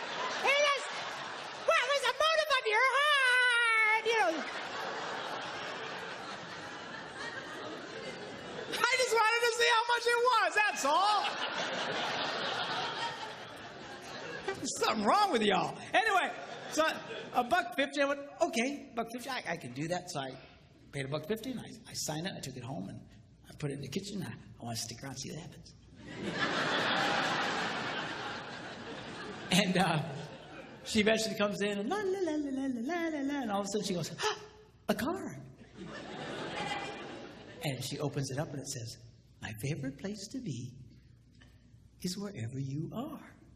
I got to tell you, boys, it was the best $50 I ever spent in my life.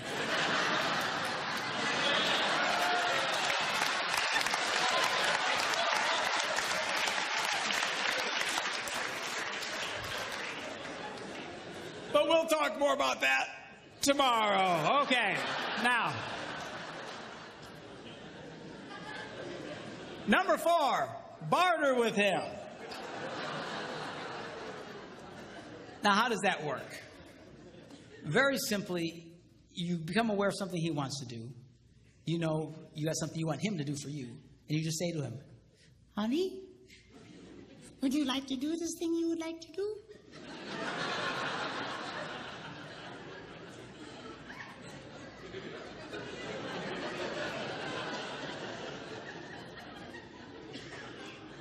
Yeah. Well, do this for me, and you can do that. What's the catch? There's no catch. So now he's doing it. It's a trade out. It's just, you know, So guys like this thing because we know what the rules are. And men are used to bartering. You know, that's why we do what we do in life. That's why we go out and work. I got to promise you, if they didn't pay us, we probably wouldn't do it.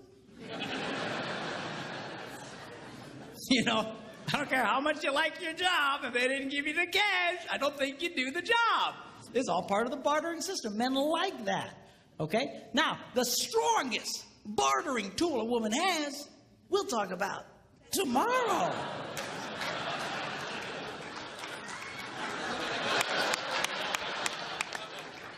Oh, that's terrible.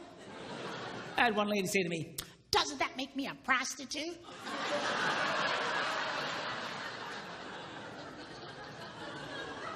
I said, he's your husband, for crying out loud. Women have no idea the power they held over us. Just, they have no idea. I'm telling you, you can get a guy to do almost anything. You just come up to that boy and find something disgusting like cleaning the garage and say, Hey, baby. How'd you like that?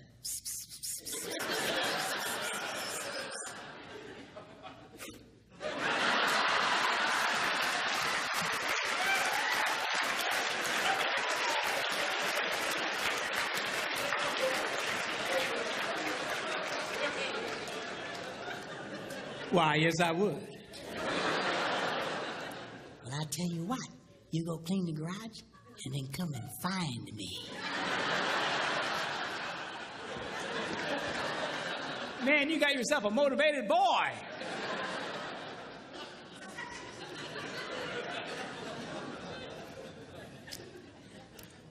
I was listening to Dr. John Gray talk along these lines. He's the guy who wrote that book, Men Are From Mars, Women Are From Venus. Really a brilliant guy. And he was telling the story of how his wife came up to him and said, John, take me to the opera. And he said, I don't go to the opera. Hate stupid opera. Dress up like a penguin and go out there. And right there, a lot of you girls would have just went,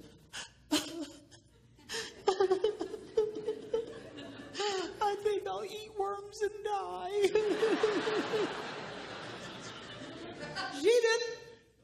She knew about this stuff. She just asked him again later. Hey, John. Yeah? Take me to the opera. No. John, Yeah? take me to the opera.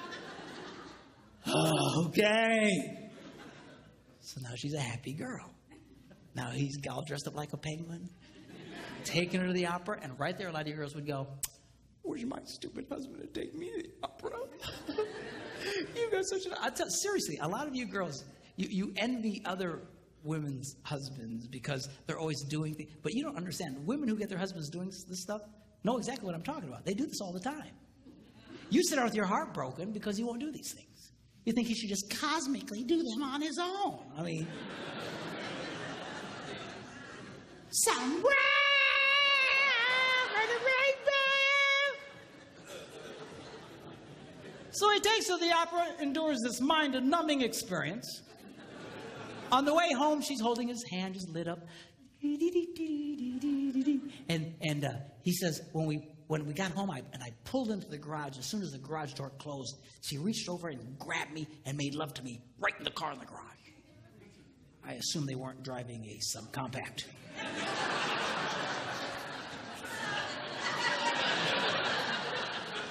You figure it out. Anyway. So anyway, the next morning he gets up early and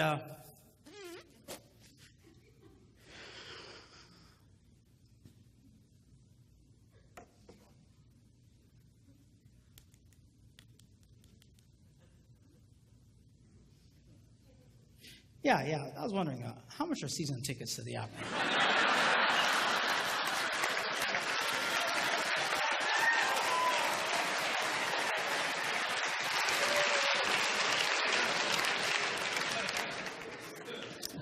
Men's brains, women's brains. Women's brains, they don't think very highly of themselves.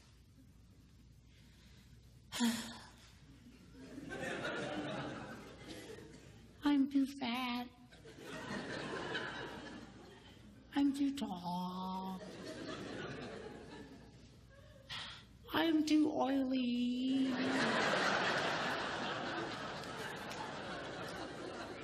La, la, la, la, la.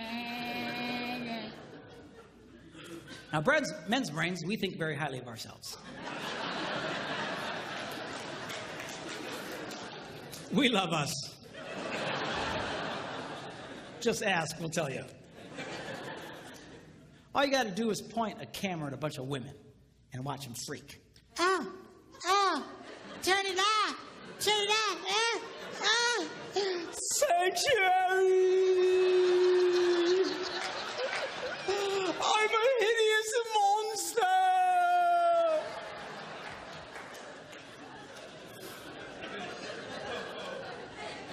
Point a camera at a bunch of guys, what do you get?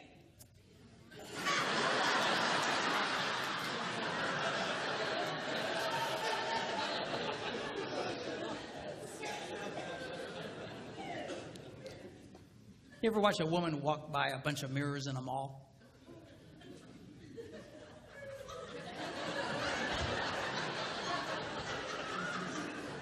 You ever watch a guy?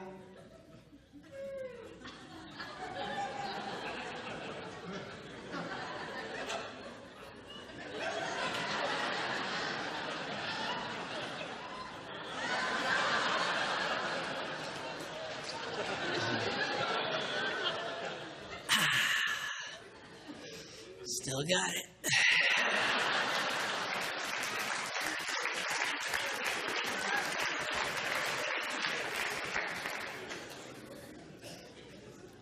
A lot of women they can be such a drag because their husbands try to be nice to them and compliment them and be, nah, don't say that, nah, I'm ugly, nah. And then, you know, why do you do that? Here's a secret. You want him to like you. Why are you pushing them away? And it's, you know, that's such a drag. Ladies, do you know there are 3 billion women in the world who don't look like supermodels and only 8 who do?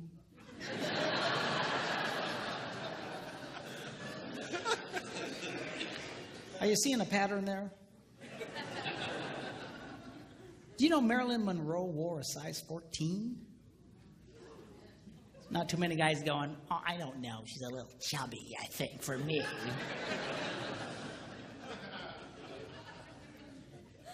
Did you know if Barbie were a real woman, she'd have to walk on all fours?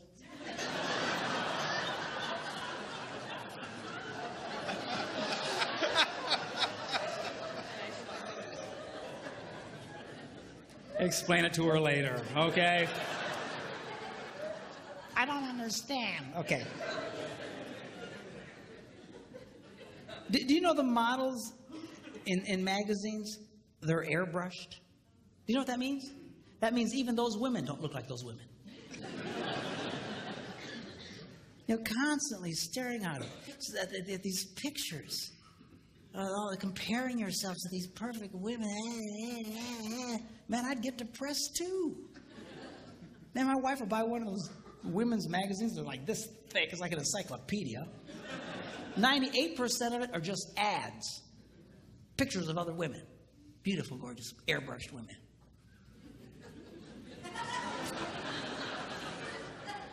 Good night. Do you know 1 out of every 4 college-age white girls has an eating disorder? Can I be politically incorrect here? You know who really has a problem in this area? You white women. It's a documented fact. Women of color generally don't have this problem. You ever see Hispanic women? They walk around like they own the world.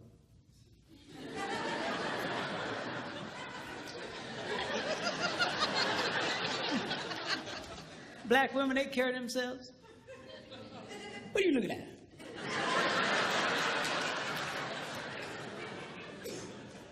Typical white woman. I mean, come on. I was watching this movie with Steve Martin and Queen Latifah. You seen this movie? She's like the hot babe in this movie. She's a healthy girl, Jack.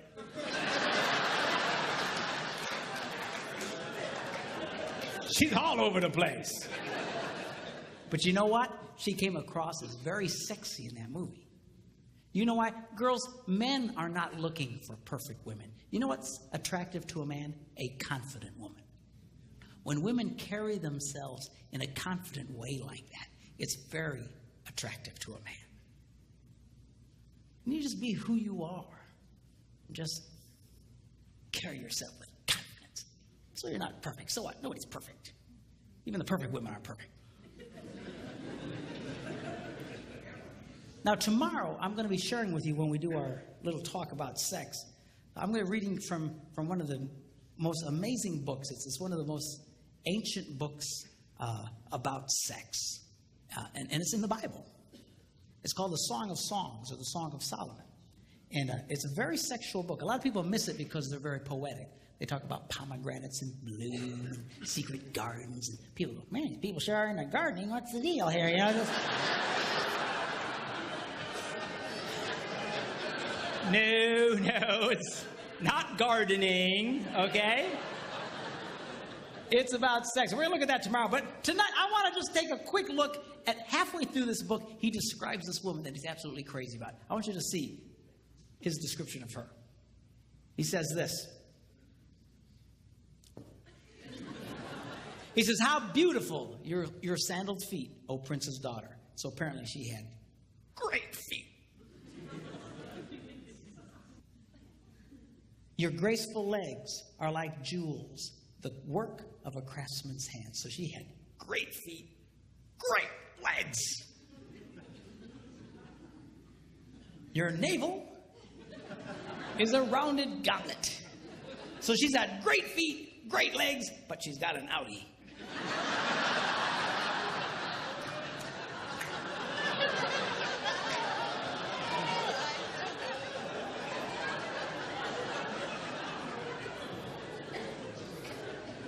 Your waist is a mound of wheat. So she's got great feet, great legs, outie, and a potbelly thing happening.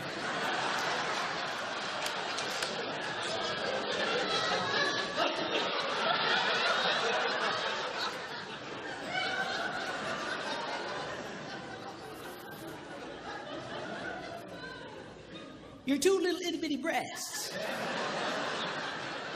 are like two little itty bitty farms. So she's got great feet, great legs, outie, pot belly, and little boobs.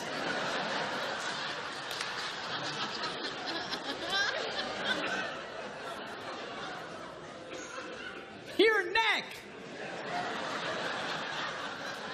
is like an ivory tower.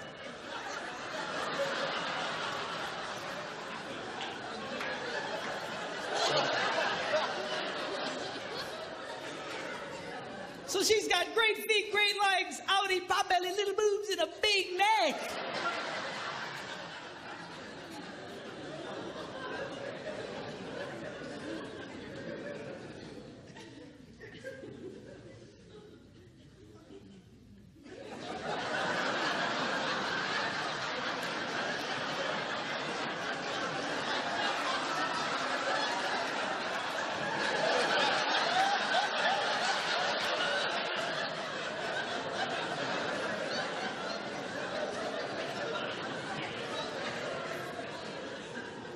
Your nose is like the Tower of Lebanon. In fact, I think they can see it from Lebanon. So she's got great feet, great legs, outie, pot belly, little boobs, big neck, and a huge snoz.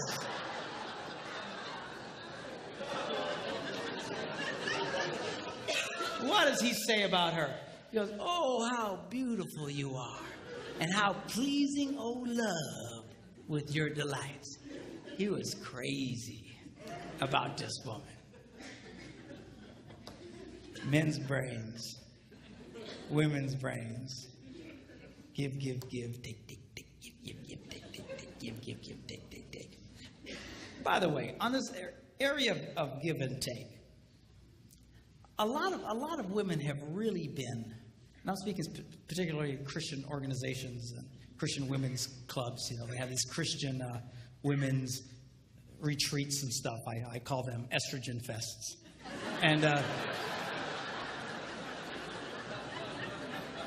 And they're wonderful. They're great. If you're a woman, I guess. But, you know, a lot of you, I know what they're trying to say, but a lot of you have really gotten bad information, or at least faulty information. This is what's being said in a lot of these. What they're saying is unconditional love demands an unconditional relationship. Unconditional love demands an unconditional relationship. You should do anything for this man. You should just put out for this man. If you want sex, no matter what, just give it to him. Just la la la la la la la la. It all sounds spiritual and it all sounds wonderful. The only problem is it is patently false. Unconditional love demands a conditional relationship. The Bible is nothing if it is not a one big gigantic list of conditions. Are you hearing me? Well, doesn't God just love everybody? Yeah. Whosoever, God so loved the world that he gave his only begotten son, that what? Whosoever believes. Conditional. You actually have to do something. Yes. You want God to get close to you? You know what the Bible says? What do you have to do? You have conditions. You have to, the whole thing is unconditional. I'm sorry. Yeah. An unconditional relationship will destroy your marriage. It will destroy any relationship. An unconditional relationship with a child will create a hellion. An unconditional relationship with a teenager, he'll destroy himself and take everybody he can with him. It is not healthy. It is not good. It is not holy. It sounds right, but it is not right. You girls need to get comfortable with this idea of taking in your relationships. Putting some conditions. Now, the stronger the relationship, the stronger the conditions can be. You need to be careful. All right? And I know I'm putting a lot of weight on the girls tonight. I'll beat up on the guys tomorrow. But, you know, the stronger the relationship, the stronger the condition. You got to be careful. It's kind of like, you know, if I play hide and seek with my grandsons, you know, you hide behind something, you know, that they can still see you. All right, come and find me. And they'll, you know, you don't play hide and seek with a 2-year-old and run into the basement and hide under boxes. Because he won't get it. He just, you know, so you got to watch the conditions. In a healthy relationship, you can have higher and stronger conditions. But you're not going to get there if you just never require something out of the guy. Okay? And some guys, you know, they don't like any condition. But guys, this is healthy. It's not right for her to constantly be giving to you and never getting anything back. And girls, you can change that. But you got to get comfortable. This is healthy for your relationships to take back. Most guys don't mind you taking back. What we get frustrated with is you expecting us to be like you.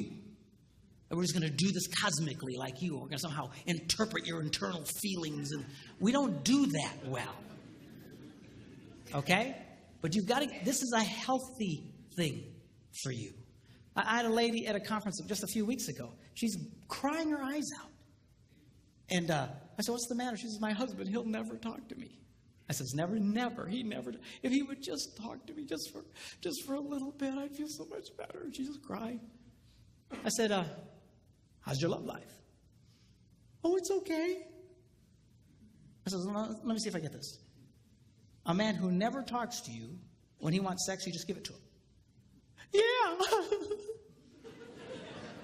I said, well, why do you do that? Well, because I'm supposed to. That's what we're told. I said, sweetheart, you've gotten bad information.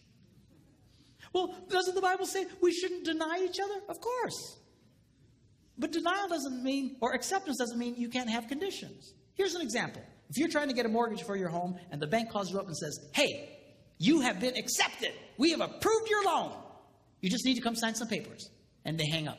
Have you been rejected or accepted? You've just been accepted, man. You're excited. Cool. But you have to go do what? Sign some papers. You don't go, that stupid bank. They were going to give me that money, but I got to sign papers. I mean, come on.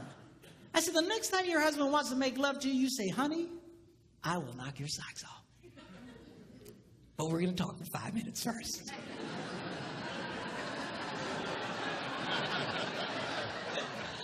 That's fine. That's healthy. You can do that? Yeah, you can do that. And most guys don't mind. Again, get us in that position. Start taking back from us. But again, you got to be careful. You got to be careful. If your relationship's real weak, you can't be demanding real heavy things. The stronger the relationship, the tougher you can be. Here's an example. My wife, we have a very good relationship. All summer long, she's been telling me to kill the spiders in the house and in the garage and the outside around the house. We live near water, and spiders love water, and there's spiders everywhere. And I went and bought the poison and stuff to kill them, but I didn't feel like doing it.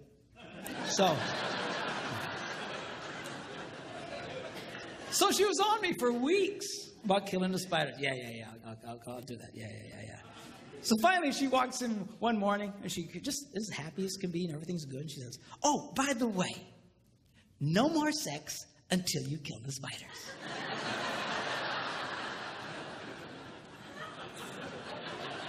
And she walked away.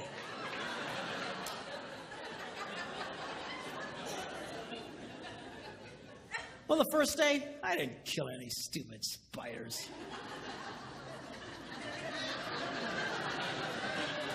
Second day, I didn't kill any stupid spiders. Third day, I'm killing every spider within miles of the place. I was killing die, you stupid spiders! I sprayed our house, I sprayed the neighbors' houses, man. I sprayed every...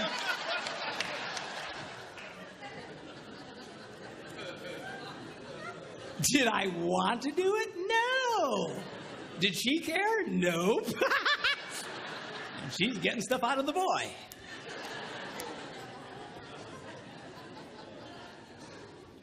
Men's brains, women's brains. In closing, I want to talk to you about how men's brains and women's brains are portrayed in movies. You have guy flicks and you have chick flicks. Now, a guy flick is only a guy flick as long as somebody is dying.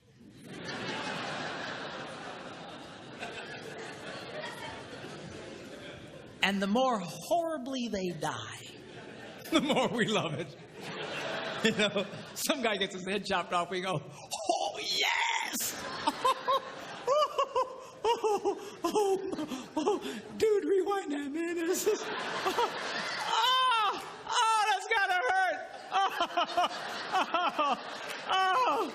Play it again, man. We love it. And you know what? This appeals to all men of every culture around the world. There is something that God put in the heart of every man that just lights up at the idea of living your adventures and conquering your adversaries and going for your dreams.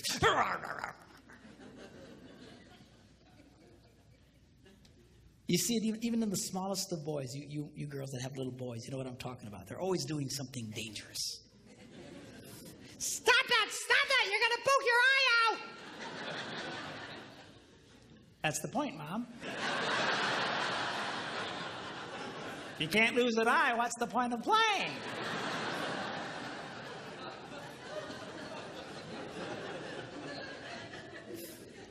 It wasn't a woman who invented football. And we like that. There's something just blesses the heart of a man when he watches one man kick another man's butt. Yeah! Light up on the inside. Just... We love it! I believe God put that in. I'll tell you, you can't possibly read the Bible and not see that God is a first-class, #1, grade A butt kicker. Not a chance. Even at the end of the Bible, it says someday Jesus is going to come back and he's going to be riding on a white horse and his robes are going to be dipped in the sweetest perfume that he got from Bath and Body Works. Is that what it says? No. Robes are going to be dipped in what? Blood. And all the men go, oh, shit.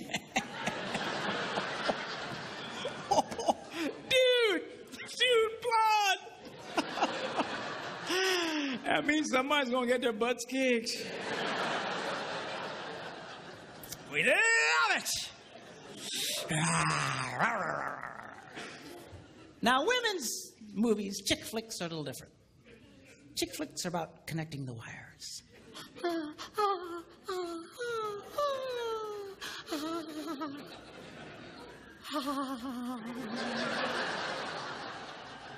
You know, chick flick can be 2.5 hours of 4 women sitting around a kitchen table talking.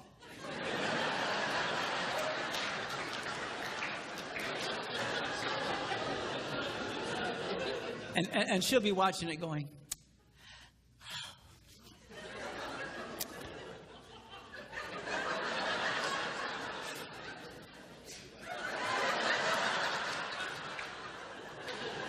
and her husband's watching it with her going, I want to kill myself. Stupid movies. But she just loves it. And these movies, they appeal to all women of every culture in the world. Why? There's something God put in the heart of every woman that says, connect the wires. Connect the wires. It's all about relationships. It's a relationship. One of the reasons why married men make more money than single men is that married men become more skilled in their relationships and become more successful in life. They become more valuable to their employers. Because when a man marries a woman, he's marrying a handbook on relationships. It's true. It's absolutely true. Single men remain as they came into the world, clueless.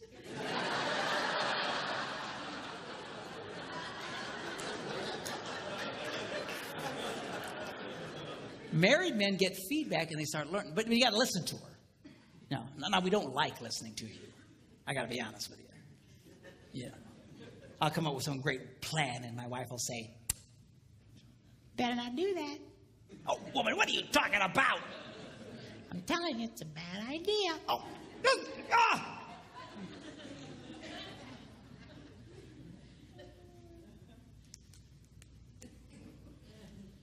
Yeah, you guys. Yeah, we better not do that. Yeah. I just feel it in my spirit.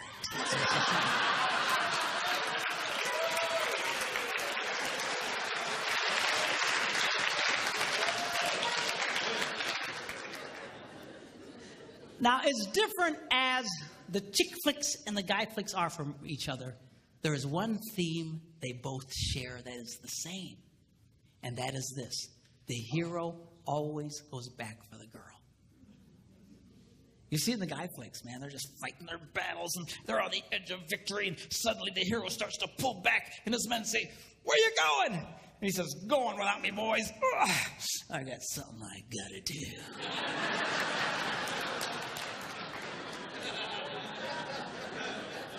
And at great risk to himself, he goes back for the girl.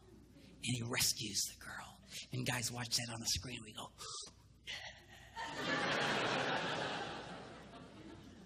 women have the same theme. The boy always comes back for her. I was watching this chick flick, Jerry Maguire. Have you seen this one? And in this movie, they'd broken up. And finally, he wins the big contract. And he realizes it doesn't mean anything because he doesn't have her. And he quick hops on a plane and he flies home and he walks into the house and she's there with a bunch of her girlfriends and he walks in unexpectedly and they all look up and he goes, hello. And she says, what are you doing here? And he starts to explain to her that he had finally succeeded and gotten everything he dreamed of, but it meant nothing without her. And he said to her that you complete me. And she goes, you had me at hello. And all the girls see that and they all go, oh, yes, yes, yes, yes. All I'm saying to you boys is this. Do what's in your heart. Live your dreams. Live your adventures. Overcome your obstacles. Do what you gotta do. Just don't forget about the girl. I've never met a man who was a financial success and who had lost his family who ever said to me, you know, it was worth it. It's never worth it. Don't be like Adam. You remember Adam in the Garden of Eden? Women say, where would you be without women? I say, Garden of Eden. But,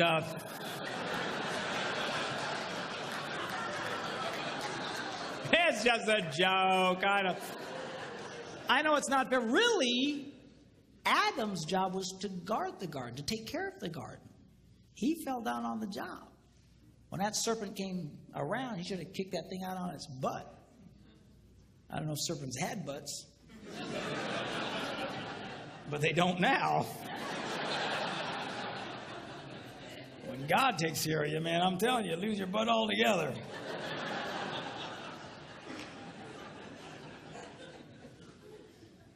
But you know what happened? He didn't do anything. So how do you know that? Because if you read the story, Eve listened to this story and then took of the forbidden fruit and then turned and handed it to whom? Adam. She didn't have to go running through the jungle going, Adam! Where you at, boy? I know you're here. He was right there the whole time. He said nothing. He did nothing. Do you know why? Because he was a coward. He was a coward and the father of cowards. Of men who claim to be men, but they're no more men than the man in the moon. They are spineless jellyfish, impersonators, who are afraid to engage their wives, afraid to engage their children. You, sir, are no man. Don't be like that, Adam. You need to be like the second Adam. You see, the Bible refers to Jesus Christ as the second Adam. The first Adam messed everything up. The second Adam set everything straight. And at great cost to himself, he came back for the girl. He came back for you and for me. That is a man. You need to be like that. Live your adventures, yes. Go for your dreams, yes. Overcome your obstacles, yes, yes, yes. Just don't forget about the girl. Don't get so caught up in your puking little life you forget about her. You start working too late at some point, you just stand up and start heading for the door. All the guys will say, hey, where you going? Just say, go on without me, boys. I got something I gotta do.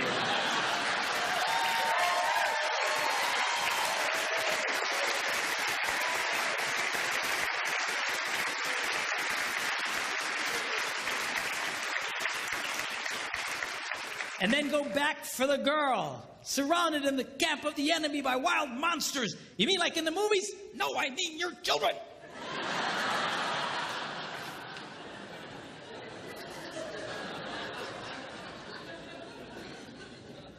All I'm saying to you is do what's in your heart. It's in the heart of every man here, and it's in the heart of every woman here. Don't forget about her. Don't neglect her. Do what you need to do, but make sure that you go back for the girl. Are you glad you came tonight?